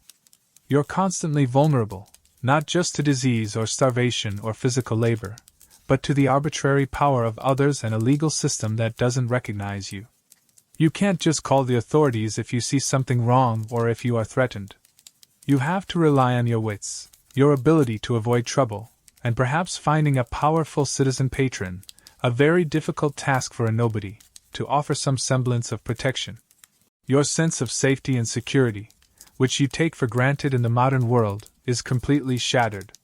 Even minor disputes could be problematic. Imagine getting into an argument over a price in the market, or accidentally damaging someone's property. Without a clear legal framework that applies equally to everyone, and without anyone to mediate impartially, a small disagreement could escalate into a physical confrontation or an accusation that lands you in serious trouble. You'd have to be incredibly careful in all your dealings, constantly aware that one wrong step, one misunderstanding, could have dire consequences with no safety net. It makes you appreciate the simple existence of traffic laws and parking tickets, doesn't it? At least those consequences are usually predictable and non-lethal. The power dynamics inherent in the legal system are stark. The wealthy and well-connected citizens had advantages in bringing cases and defending themselves that the poor and non-citizens simply did not. Influence, reputation, and social standing played significant roles, sometimes outweighing the actual facts of the case. Your modern belief in justice is blind would be laughable here.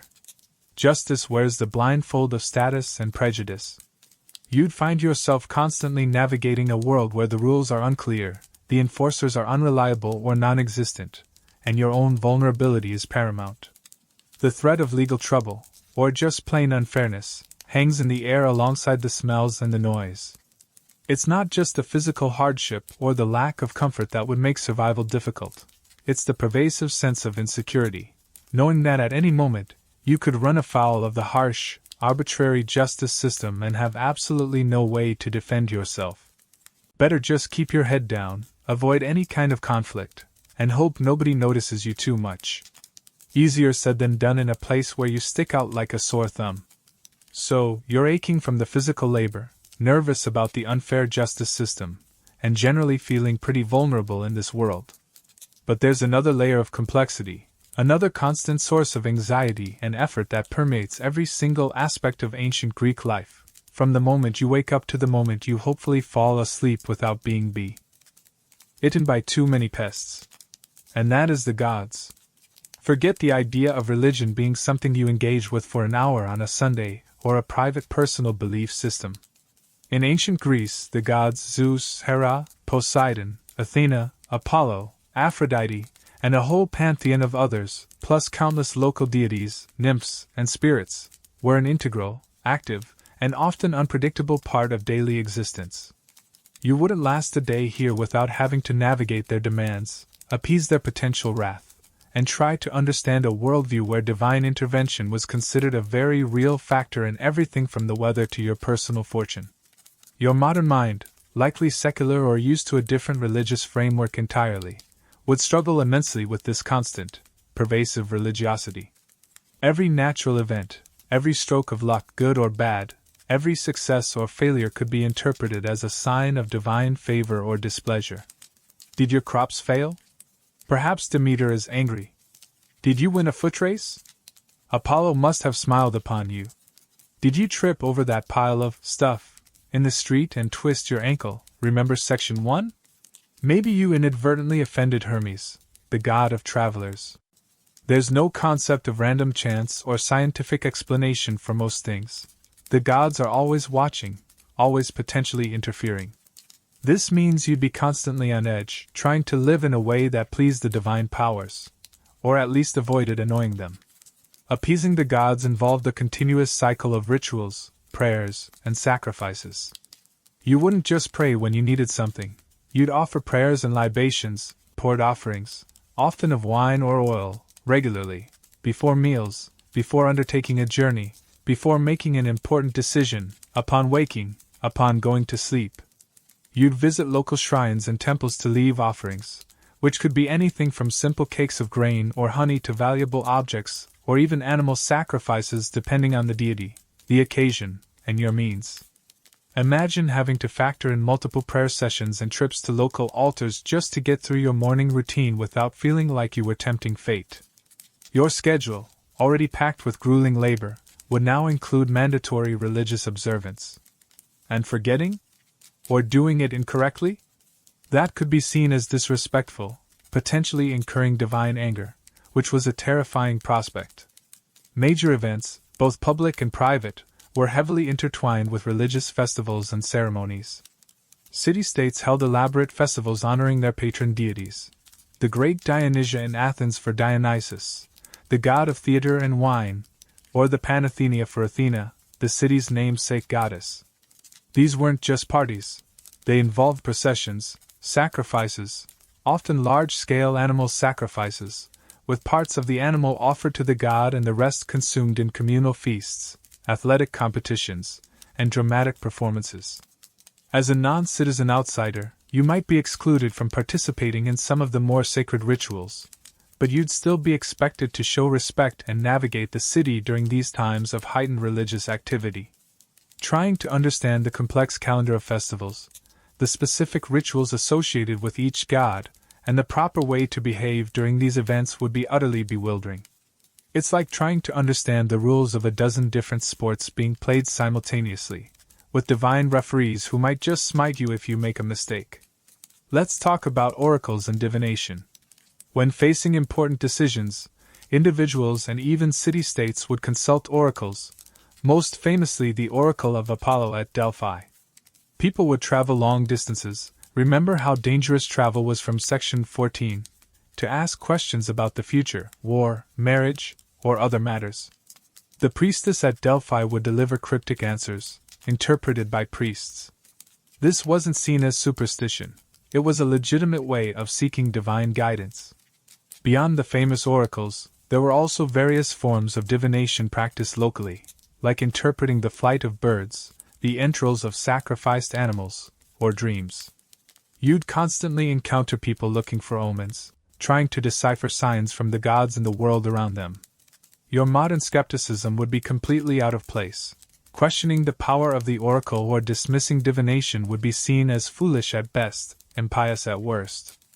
A mainstream historical fact is that the ancient Greeks did not have a single, unified religious text or dogma like the Bible or Quran. Their religion was polytheistic, localized, and practice-based, emphasizing rituals, offerings, and participation in festivals rather than adherence to a specific set of beliefs or a moral code dictated by the gods, though the gods did have expectations of human behavior, like hospitality.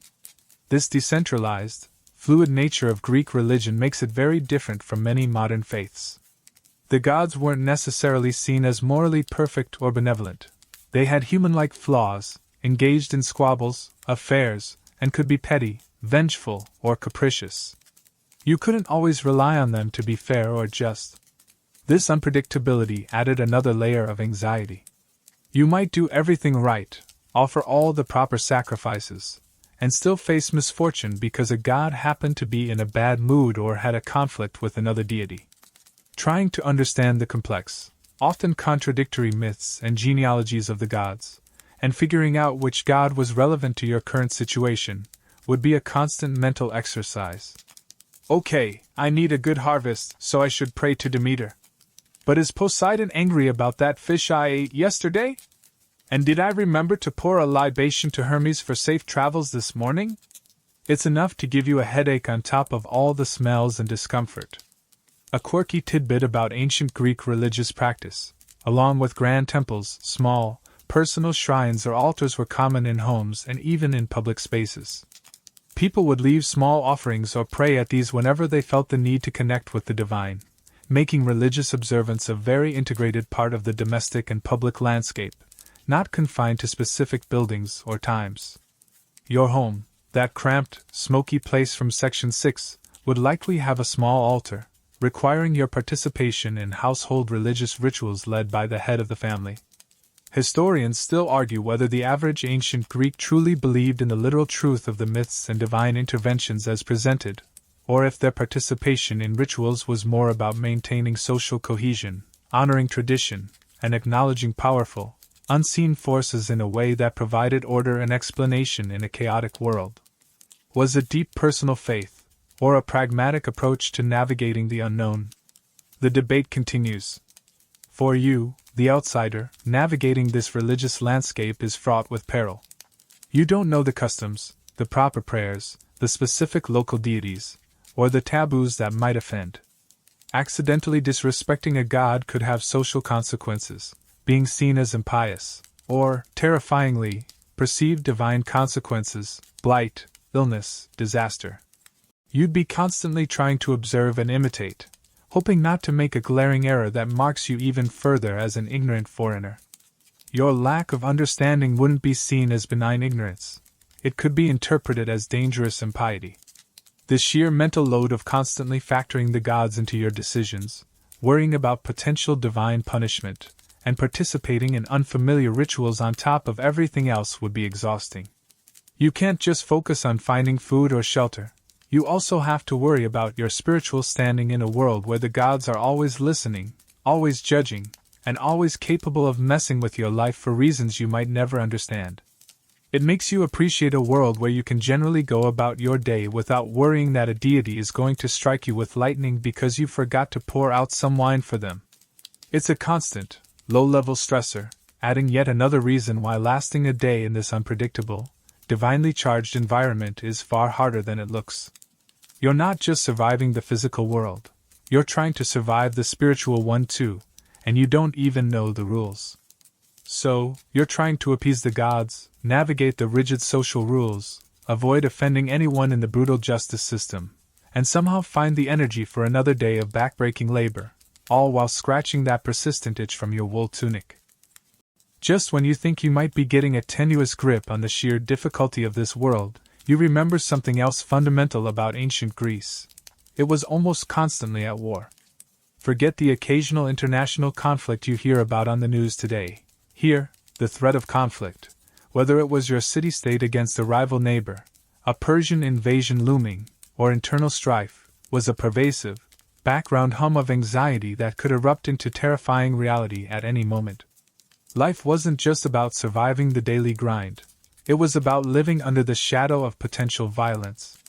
Walls around cities weren't just for show, they were essential defenses against attack. The men you see walking around, especially the citizens, are potential soldiers. Military training, at least basic readiness, was often a part of civic life for free men. The sounds you hear aren't just vendors and animals. They might include the distant clang of weapons being forged or the drills of men training. Your flimsy ancient home, remember how basic it was in Section 6, offers little protection if conflict reaches your doorstep. For male citizens, military service wasn't just an option. It was often a civic duty and a defining part of their identity. The most iconic image of Greek warfare is the hoplite, a citizen soldier armed with a heavy shield, *hoplon*, spear, and sword, fighting in a tightly packed formation called the phalanx.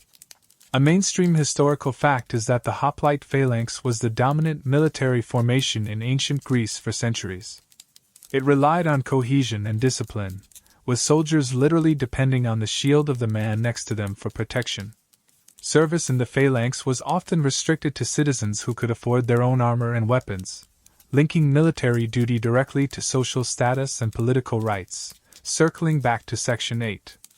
Imagine being expected to buy several $1,000s worth of military gear just to fulfill your civic obligation and potentially get skewered by a spear. Makes jury duty seem pretty chill, doesn't it? If you were a male citizen, you'd be expected to drop everything, your farming, your craft, whatever backbreaking labor you were doing, Section 10, and march off to fight when called upon. This wasn't professional soldiery for most. It was seasonal warfare, often fought during the summer months after planting and before harvest. But even seasonal conflict disrupted life immensely. Fields could be raided and destroyed, homes burned, families displaced. Your ability to earn a living and feed yourself, with that questionable ancient food from Section 4, could vanish overnight if your community was attacked or if you were away fighting. For women, enslaved people, and non-citizens, the threat of war meant different, but equally terrifying, dangers. Invasion could mean capture, enslavement, a chilling callback to Section 9, starvation if supply lines were cut, or violence. Living near borders or in regions with frequent disputes meant constant anxiety. Even if your city-state was victorious, the war effort demanded resources, taxes, supplies, and manpower that impacted everyone. The ever-present possibility of conflict added a profound layer of instability to an already difficult existence. You couldn't plan too far ahead because you never knew when war might break out and shatter everything. Getting anywhere outside your immediate locality was made even more perilous by the threat of conflict or lingering hostility between city-states, foreshadowing Section 14's travel dangers. Traveling through hostile territory, or even land that was nominally neutral but rife with bandits or demobilized soldiers, was incredibly risky. The simple act of visiting the next town could become a life-threatening journey. A quirky tidbit about ancient Greek warfare: before important battles, armies often engaged in elaborate rituals and sacrifices to gain the favor of the gods, tying back to Section 12.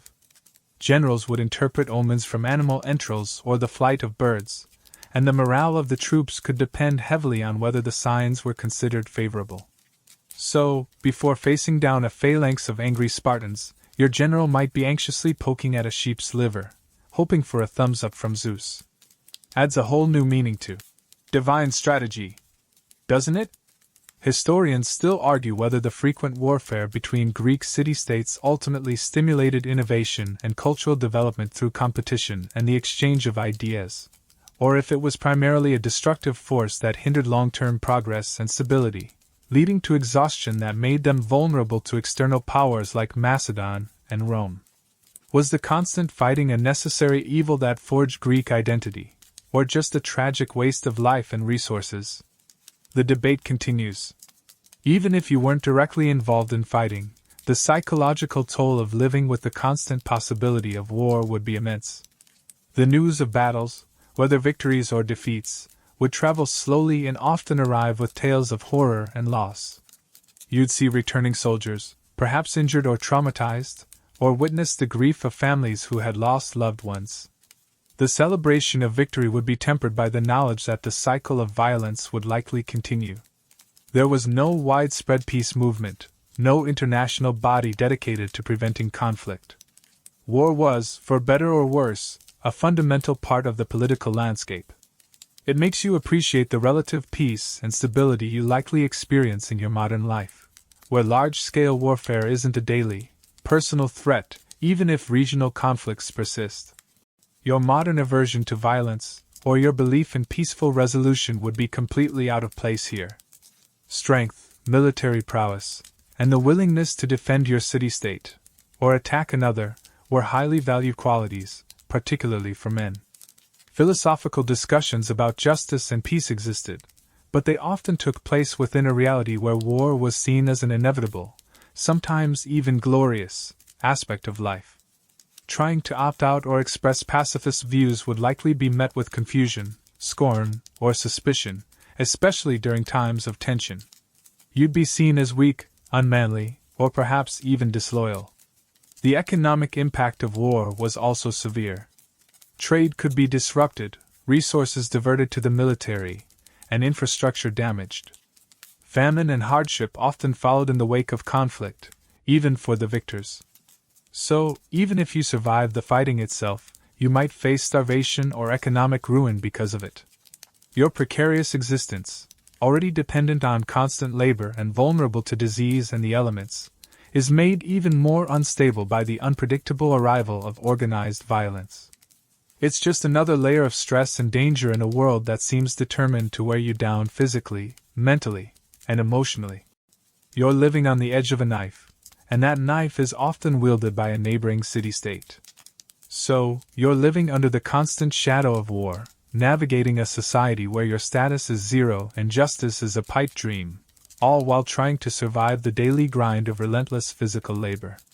Just when you might be tempted to pack up your meager possessions, which probably fit in one small chest, remember Section 6, and seek your fortune elsewhere, perhaps in a neighboring city-state that seems slightly less likely to erupt in conflict, you've hit another major roadblock.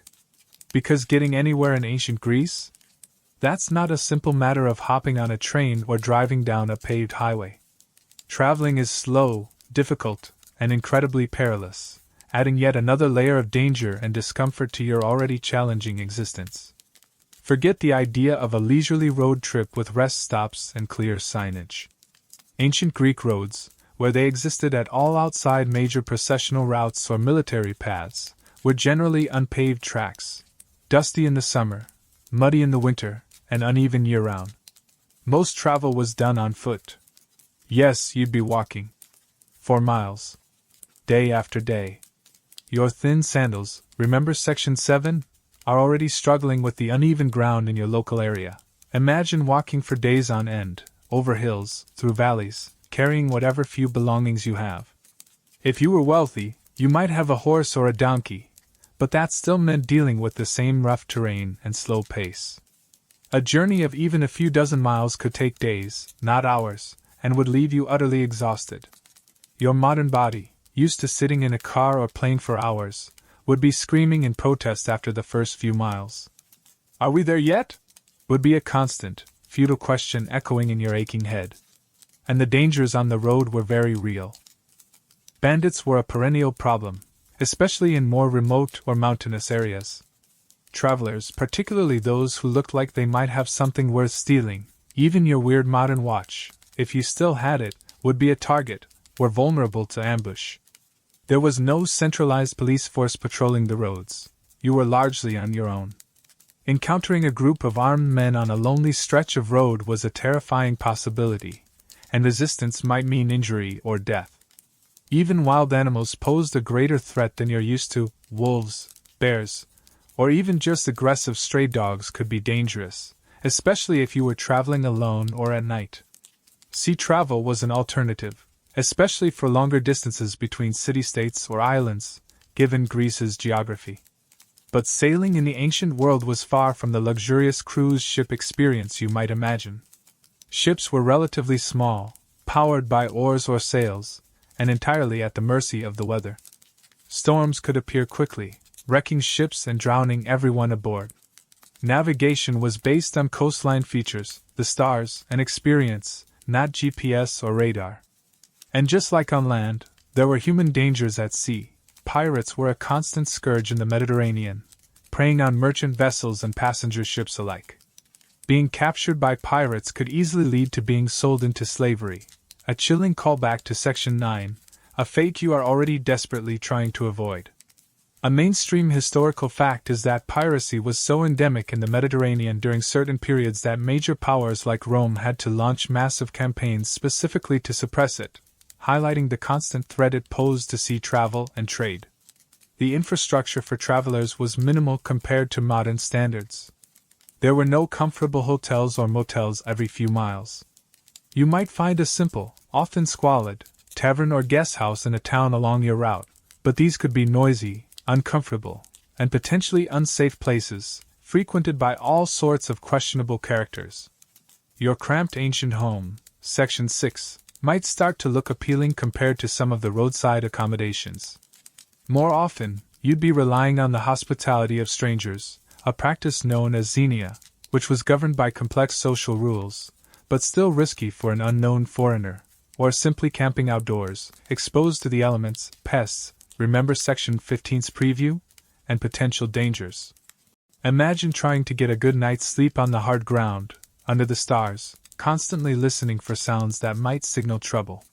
Communication was incredibly slow and unreliable over distances. There was no postal service for ordinary people, no phones, no internet. News traveled by word of mouth or by messengers who faced the same difficult and dangerous journeys you did. If you were traveling, you were cut off from anyone you knew. If you ran into trouble, there was no easy way to call for help. You were completely dependent on your own resources and luck. This isolation adds another layer of vulnerability. You are truly alone out there on the road. A quirky tidbit related to ancient Greek travel: travelers often left offerings at roadside shrines or pillars dedicated to Hermes, the god of travelers, or other local deities, praying for a safe journey. You might see small piles of stones, coins, or other tokens left by previous travelers, a silent testament to the dangers faced and the hopes placed in divine protection. Looping back to section 12. It's the ancient equivalent of saying a little prayer before takeoff, but with significantly higher stakes. Historians still argue whether the dangers of travel were exaggerated in ancient texts and literature for dramatic effect, or if they truly reflected the everyday reality for most people venturing outside their immediate communities. Was every journey a brush with death, or were many trips completed without incident, depending on the route and time period? The debate continues, but for you, the nervous modern traveler, the potential risks feel terrifyingly real. Even seemingly minor issues could become major problems. A sprained ankle on a lonely road, running out of water, remember Section 5's challenges? Getting lost with no map or compass, falling ill far from any potential healer, Section 2. Any of these could turn a difficult journey into a life-threatening crisis. There's no emergency infrastructure, no search and rescue. If you disappear on the road, you might simply disappear. Forever. The sheer physical and mental endurance required for travel would be immense. The constant walking, the exposure to the elements, the poor food and water quality on the go, Sections 4 and 5, the lack of comfortable rest, and the ever-present anxiety about dangers would weigh you down completely. You'd arrive at your destination, if you arrived at all, utterly depleted, likely dirtier, hungrier, and more uncomfortable than when you started. And then you'd have to face the challenges of surviving in a new, unfamiliar place, starting the whole cycle of discomfort and vulnerability over again. It makes you appreciate the sheer ease with which you can traverse vast distances in your modern world, doesn't it? The safety, the speed, the comfort, the ability to stay connected. Here, travel isn't a convenience. It's a significant undertaking, a test of endurance, and a gamble with fate. Every mile is earned, every step is potentially fraught with danger, and reaching your destination is a triumph, not a given.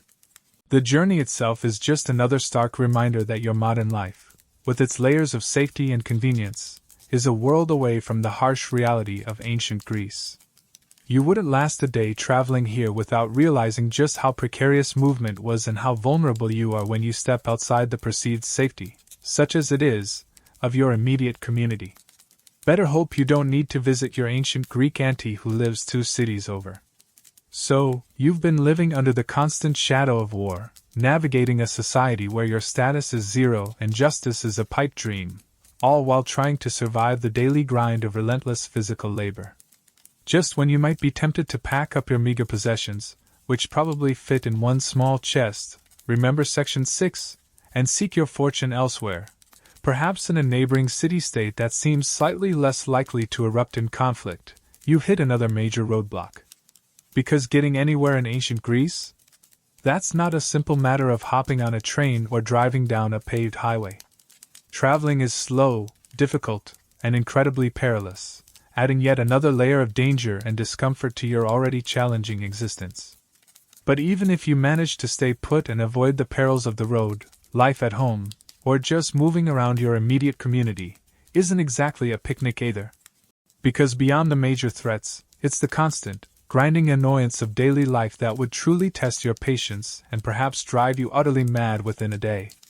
We touched on the noise briefly in Section 1, but let's really lean into it. Imagine living without the concept of quiet. Your modern world has soundproofing, insulated walls, quiet modes on appliances, and the blissful ability to simply close a door and significantly reduce the noise level. Ancient Greek homes, Section 6, were often built with thin walls, open courtyards, and doors that were more about privacy from the street than blocking sound. So you hear everything. The blacksmith down the street hammering metal from dawn till dusk. The vendors shouting their wares right outside your window. The constant braying and bleating of animals kept nearby. Your neighbors arguing, singing, doing their own loud chores. Children playing raucously in the street or courtyard. The general hubbub of a society where much of life and work happened outdoors or with open doors and windows. There's no escaping it. No turning down the volume. No putting on headphones to create your own peaceful bubble. It's a relentless, overwhelming symphony of human and animal activity, and it never stops during daylight hours. Trying to concentrate, trying to rest, trying to even have a quiet conversation would be a constant struggle. You'd yearn for the gentle hum of your refrigerator or the distant drone of traffic. Things you probably find annoying now would feel like heavenly silence compared to this. Your ears would be constantly assaulted, adding a layer of mental fatigue to your physical exhaustion. It makes you appreciate noise-canceling headphones so much you might try to invent them, only to realize you don't have the materials or the technical know-how. And anyway, you're not a citizen, so nobody would listen to your invention idea. Call back to Section 8. And then there are the pests. Oh, the pests. Remember the poor sanitation, Section 3, and the presence of animals everywhere? That creates a perfect environment for all sorts of unwelcome guests. Flies would be everywhere, buzzing around your face, landing on your food, adding another layer of risk to that questionable meal from Section 4. Mosquitoes, especially near any standing water, a problem, as we know from Section 5, would be a constant menace, leaving you covered in itchy bites and potentially transmitting diseases, connecting back to those killer germs in Section 2. Fleas and lice were common problems, making that already itchy wool tunic, Section 7, feel like a torture device. You'd be scratching constantly, feeling things crawling on you, utterly unable to get rid of them effectively without modern insecticides or rigorous hygiene practices that simply weren't available. Mice and rats would be scurrying around your home, getting into food stores, and generally being unwelcome companions. Snakes or scorpions might be a concern in certain areas or seasons. Trying to sleep, in your uncomfortable, cramped home from Section 6, while being bitten by mosquitoes, hearing mice in the walls, and feeling fleas crawling on your skin sounds less like rest and more like an endurance test. You'd probably develop a permanent twitch from trying to swat invisible insects. Beyond the noise and the pests, it's the sheer, constant effort required for everything. There are no shortcuts, no conveniences. Every task, no matter how small, requires physical labor and time. Need a light after dark? You have to trim the wick and refill the oil lamp. Need to clean something? You're scrubbing by hand with limited water and no effective detergents. Need to communicate with someone not in your immediate vicinity? You walk to them, or shout, or send a runner if it's important, and you can afford it. There's no instant communication, no instant access to information. Your entire day is a series of small, often irritating, physical tasks that accumulate into a mountain of effort. It's the opposite of seamless, convenient modern life. It's a constant grind against friction, against inefficiency, against the stubborn reality of a low-tech world. Let's add a mainstream historical fact. While sewage systems were limited for private homes, some ancient Greek cities did have public facilities for waste, particularly around public buildings. However, the effectiveness and reach of these systems varied greatly. For instance, latrines in places like the Athenian Agora existed, but they weren't flush toilets and would still have contributed to local odors and attracted pests, highlighting that even the advanced sanitation was far from modern standards and didn't solve the problem for most residential areas. A quirky tidbit related to ancient Greek pest control. While they lacked modern methods, ancient Greeks did try to combat pests using natural remedies. For example, they might use herbs like mint or rue to deter mice and insects, or hang bundles of specific plants to ward off flies. These methods were, predictably, not terribly effective against widespread infestations, but it shows they were at least trying something to deal with the constant annoyance.